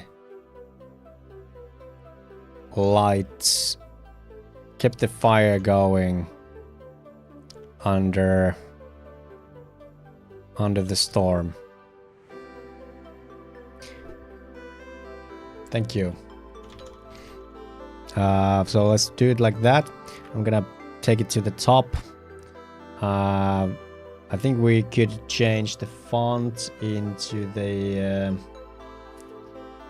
this one.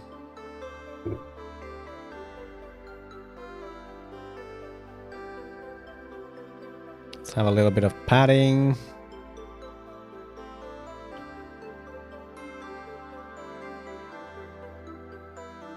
Let's put it on the center.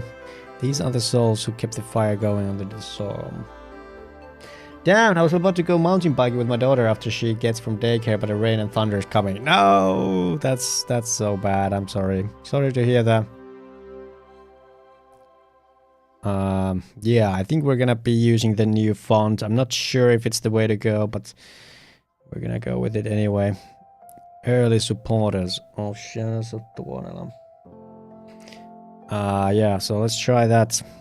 It's a little bit big, so let's make it like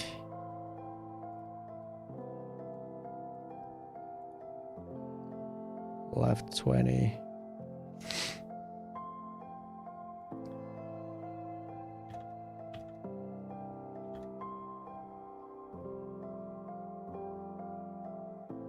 Wait, it should be like here.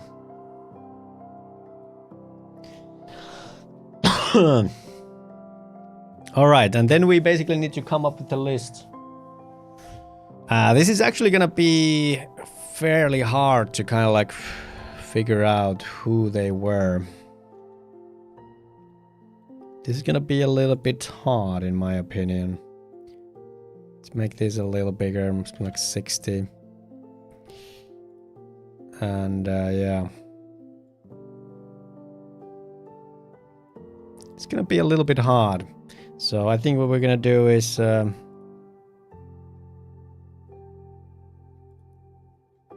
thank you text, and then we're gonna do another one, and this is gonna be basically to fill the whole thing, and we're gonna go top, reduce this by something like this, -70 probably, and let's give it a little bit of padding.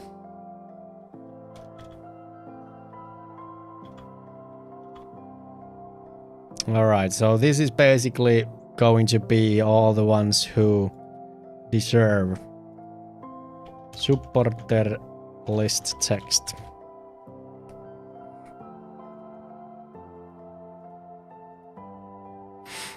Why are there two of these inside? Excuse me?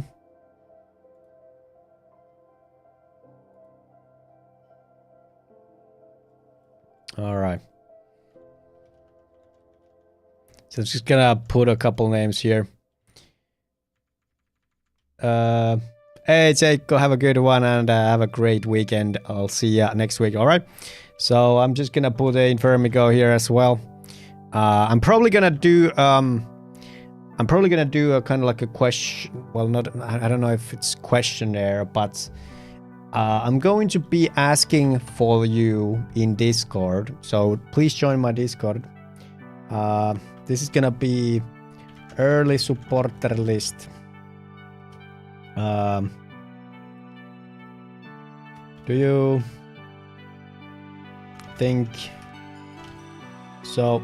I'm adding a early supporter list into my game as a token of gratitude for you all who were there during the ups and downs of such development up until beta.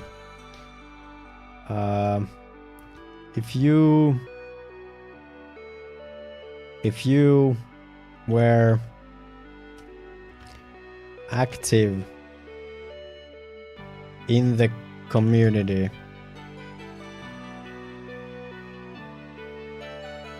if you donated or were a subscriber for many months,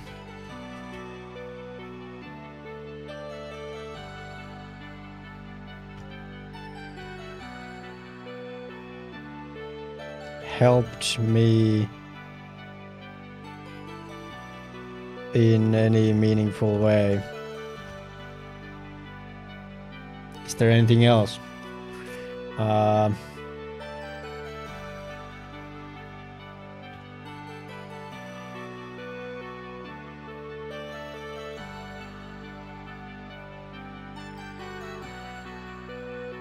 You are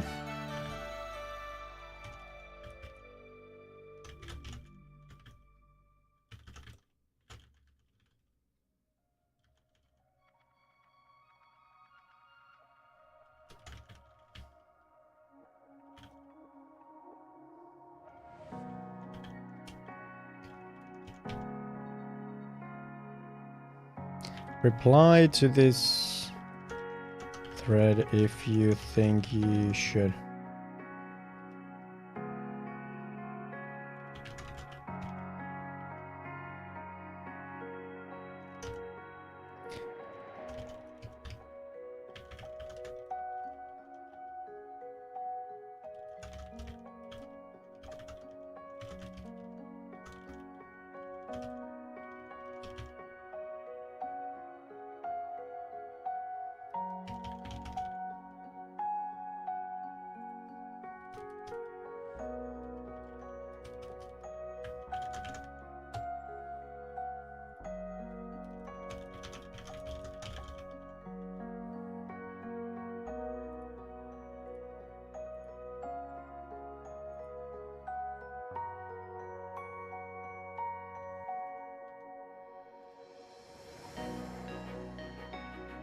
All right. So there is now an early supporter thread in Discord, and I started working on this menu. I'm just gonna do the references, so we're not gonna have an all refs much longer. So let's do a new script. This is gonna be called supporter menu. So there is now a supporter kind of like a questionnaire, like, do you think you deserve to have a spot at the center of marketplace Tori? So you can go reply there if you think you are. We're not gonna need a network object. What we need is the supporter menu here, and we're gonna do here is we're gonna do a public void open supporter menu, and we also need a serialized field, which is gonna be the visual parent, and here we're gonna do like visual parent set active true, and we're also gonna do a public void hide supporter menu where we're gonna close it. Here it is. Here it is. So that's gonna be that. Now we should be able to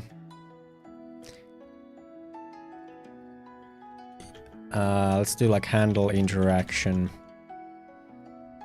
and here we're gonna do supporter menu, open supporter menu, an object reference. Yeah, there it is. There it is. That should work. Now how we're gonna handle the actual interaction is that we're gonna go into player controller, and here we're gonna do a simple compare tag.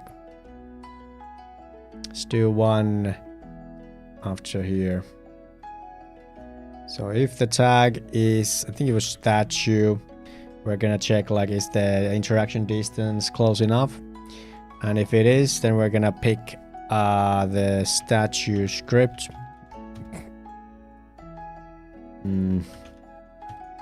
If that's not null, then we're gonna handle the interaction. I don't know if we're gonna need the player state here. We're gonna return, and that should be at the end of it.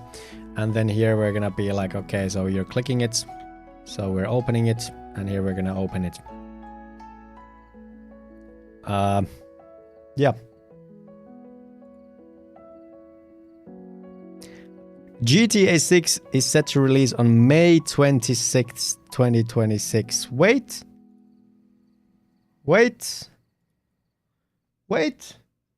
Wasn't it supposed to come out this year?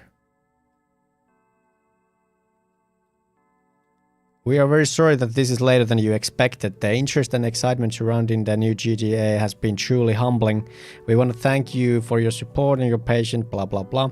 With every game we have released, the goal has always been to try and exceed your expectations, and GTA 6 is no exception. We hope you understand that we need this extra time to deliver the top of quality and you expect and deserve. Damn.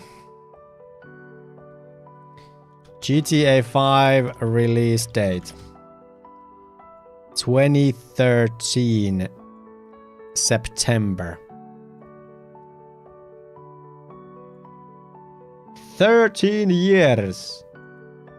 13 years, ladies and gentlemen. Oh my lord. Oh my lord. It is such a long time.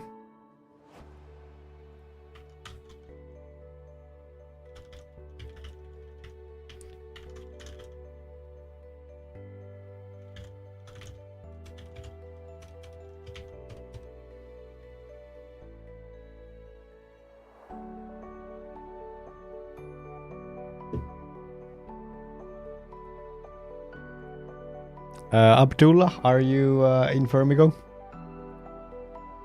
Just wondering. Alright, so what were we doing? So basically the visual parent is gonna be this, that's fine. And then we have the statue somewhere. Let's take a look at the statue. Here we have that, so we're gonna be putting the supporter menu here. Ei siinä kauaa kestä, jep. Alright, so that should work. That should work. What else?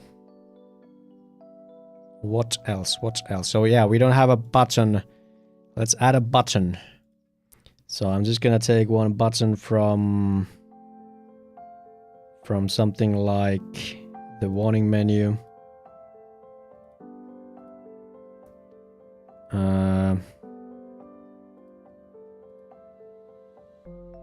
That's not it. Which one should we use? Authentication menu now. I think we can do like crafting station menu. It has a close button. Yeah, I'm gonna copy this, put it under here.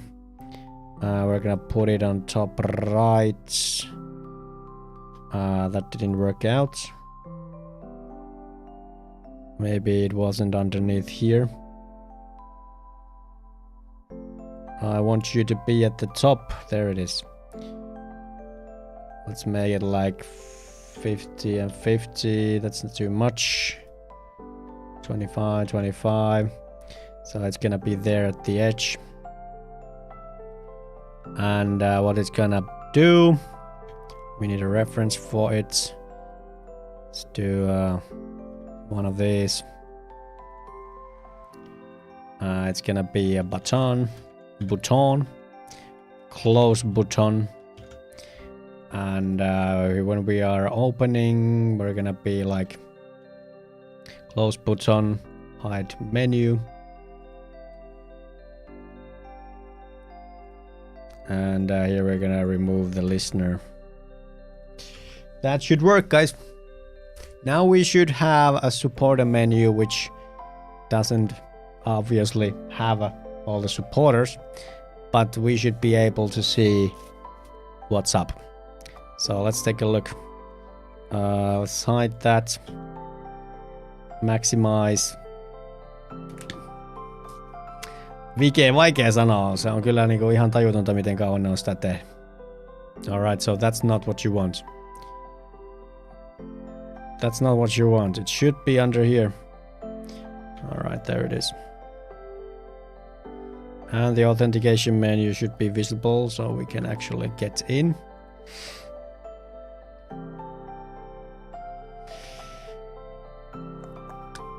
Log in, let's go. Alright, this is it, boys.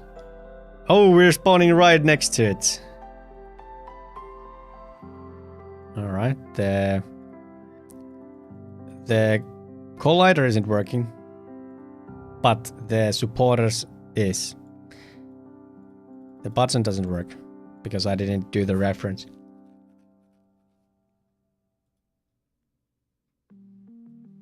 Alright, there it is, boys. I'm just gonna leave it at that. Unfortunately, I'm running out of time. So the box collider doesn't really work. So we're gonna add an unmesh obstacle. And we're gonna carve it out. We're gonna carve it out. And that should basically make it so that you can't go near it. And then the pivot is gonna be so what I think we can do here.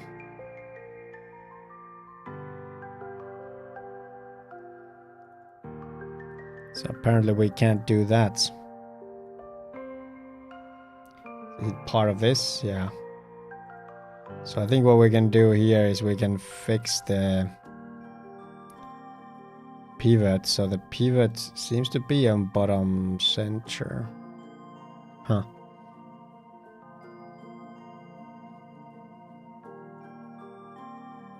Well, there it is. We're gonna continue tomorrow. Well, I don't know about tomorrow. Sorry, it's actually weekend.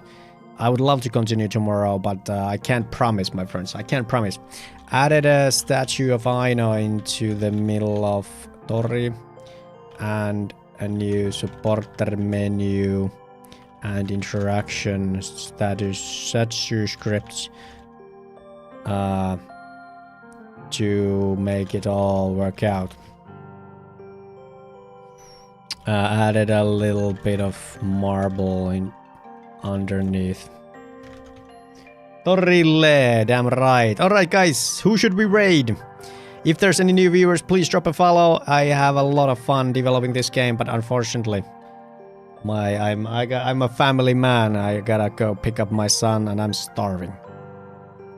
Clayman's on. Kymesu is on. Huikka Koda is on. Maybe we'll go say hi to Huikka Koda. He's a Finn who does development stuff. Yeah, Waka, I don't know why, but it's just been like that for ages. Alright guys, let's go say hi to Huikka Koda. He's a Finn doing, I think he's doing web development mostly. But hey, I'll see ya. Mad Chirpy was here. The guy is a shadow in every corner. Take care and have a good one. Have a jättebra kvällarna. That's very good Swedish to you right there. And remember to bara bust. Yes. All right. Hey, it was nice to see ya. Bye bye. I'll catch you. By the way, no Overwatch customs on Sunday. I'm going to see if maybe there's an extra stream on Sunday, but there's not gonna be any, custom viewer games, which have been a thing lately. We're gonna be putting the customs on a hold. We don't wanna burn you guys out by doing it every week. We've seen a trend of them, participants going down. Amount of the participants have been going down, so we're gonna be exploring something else. Maybe we'll do something bigger.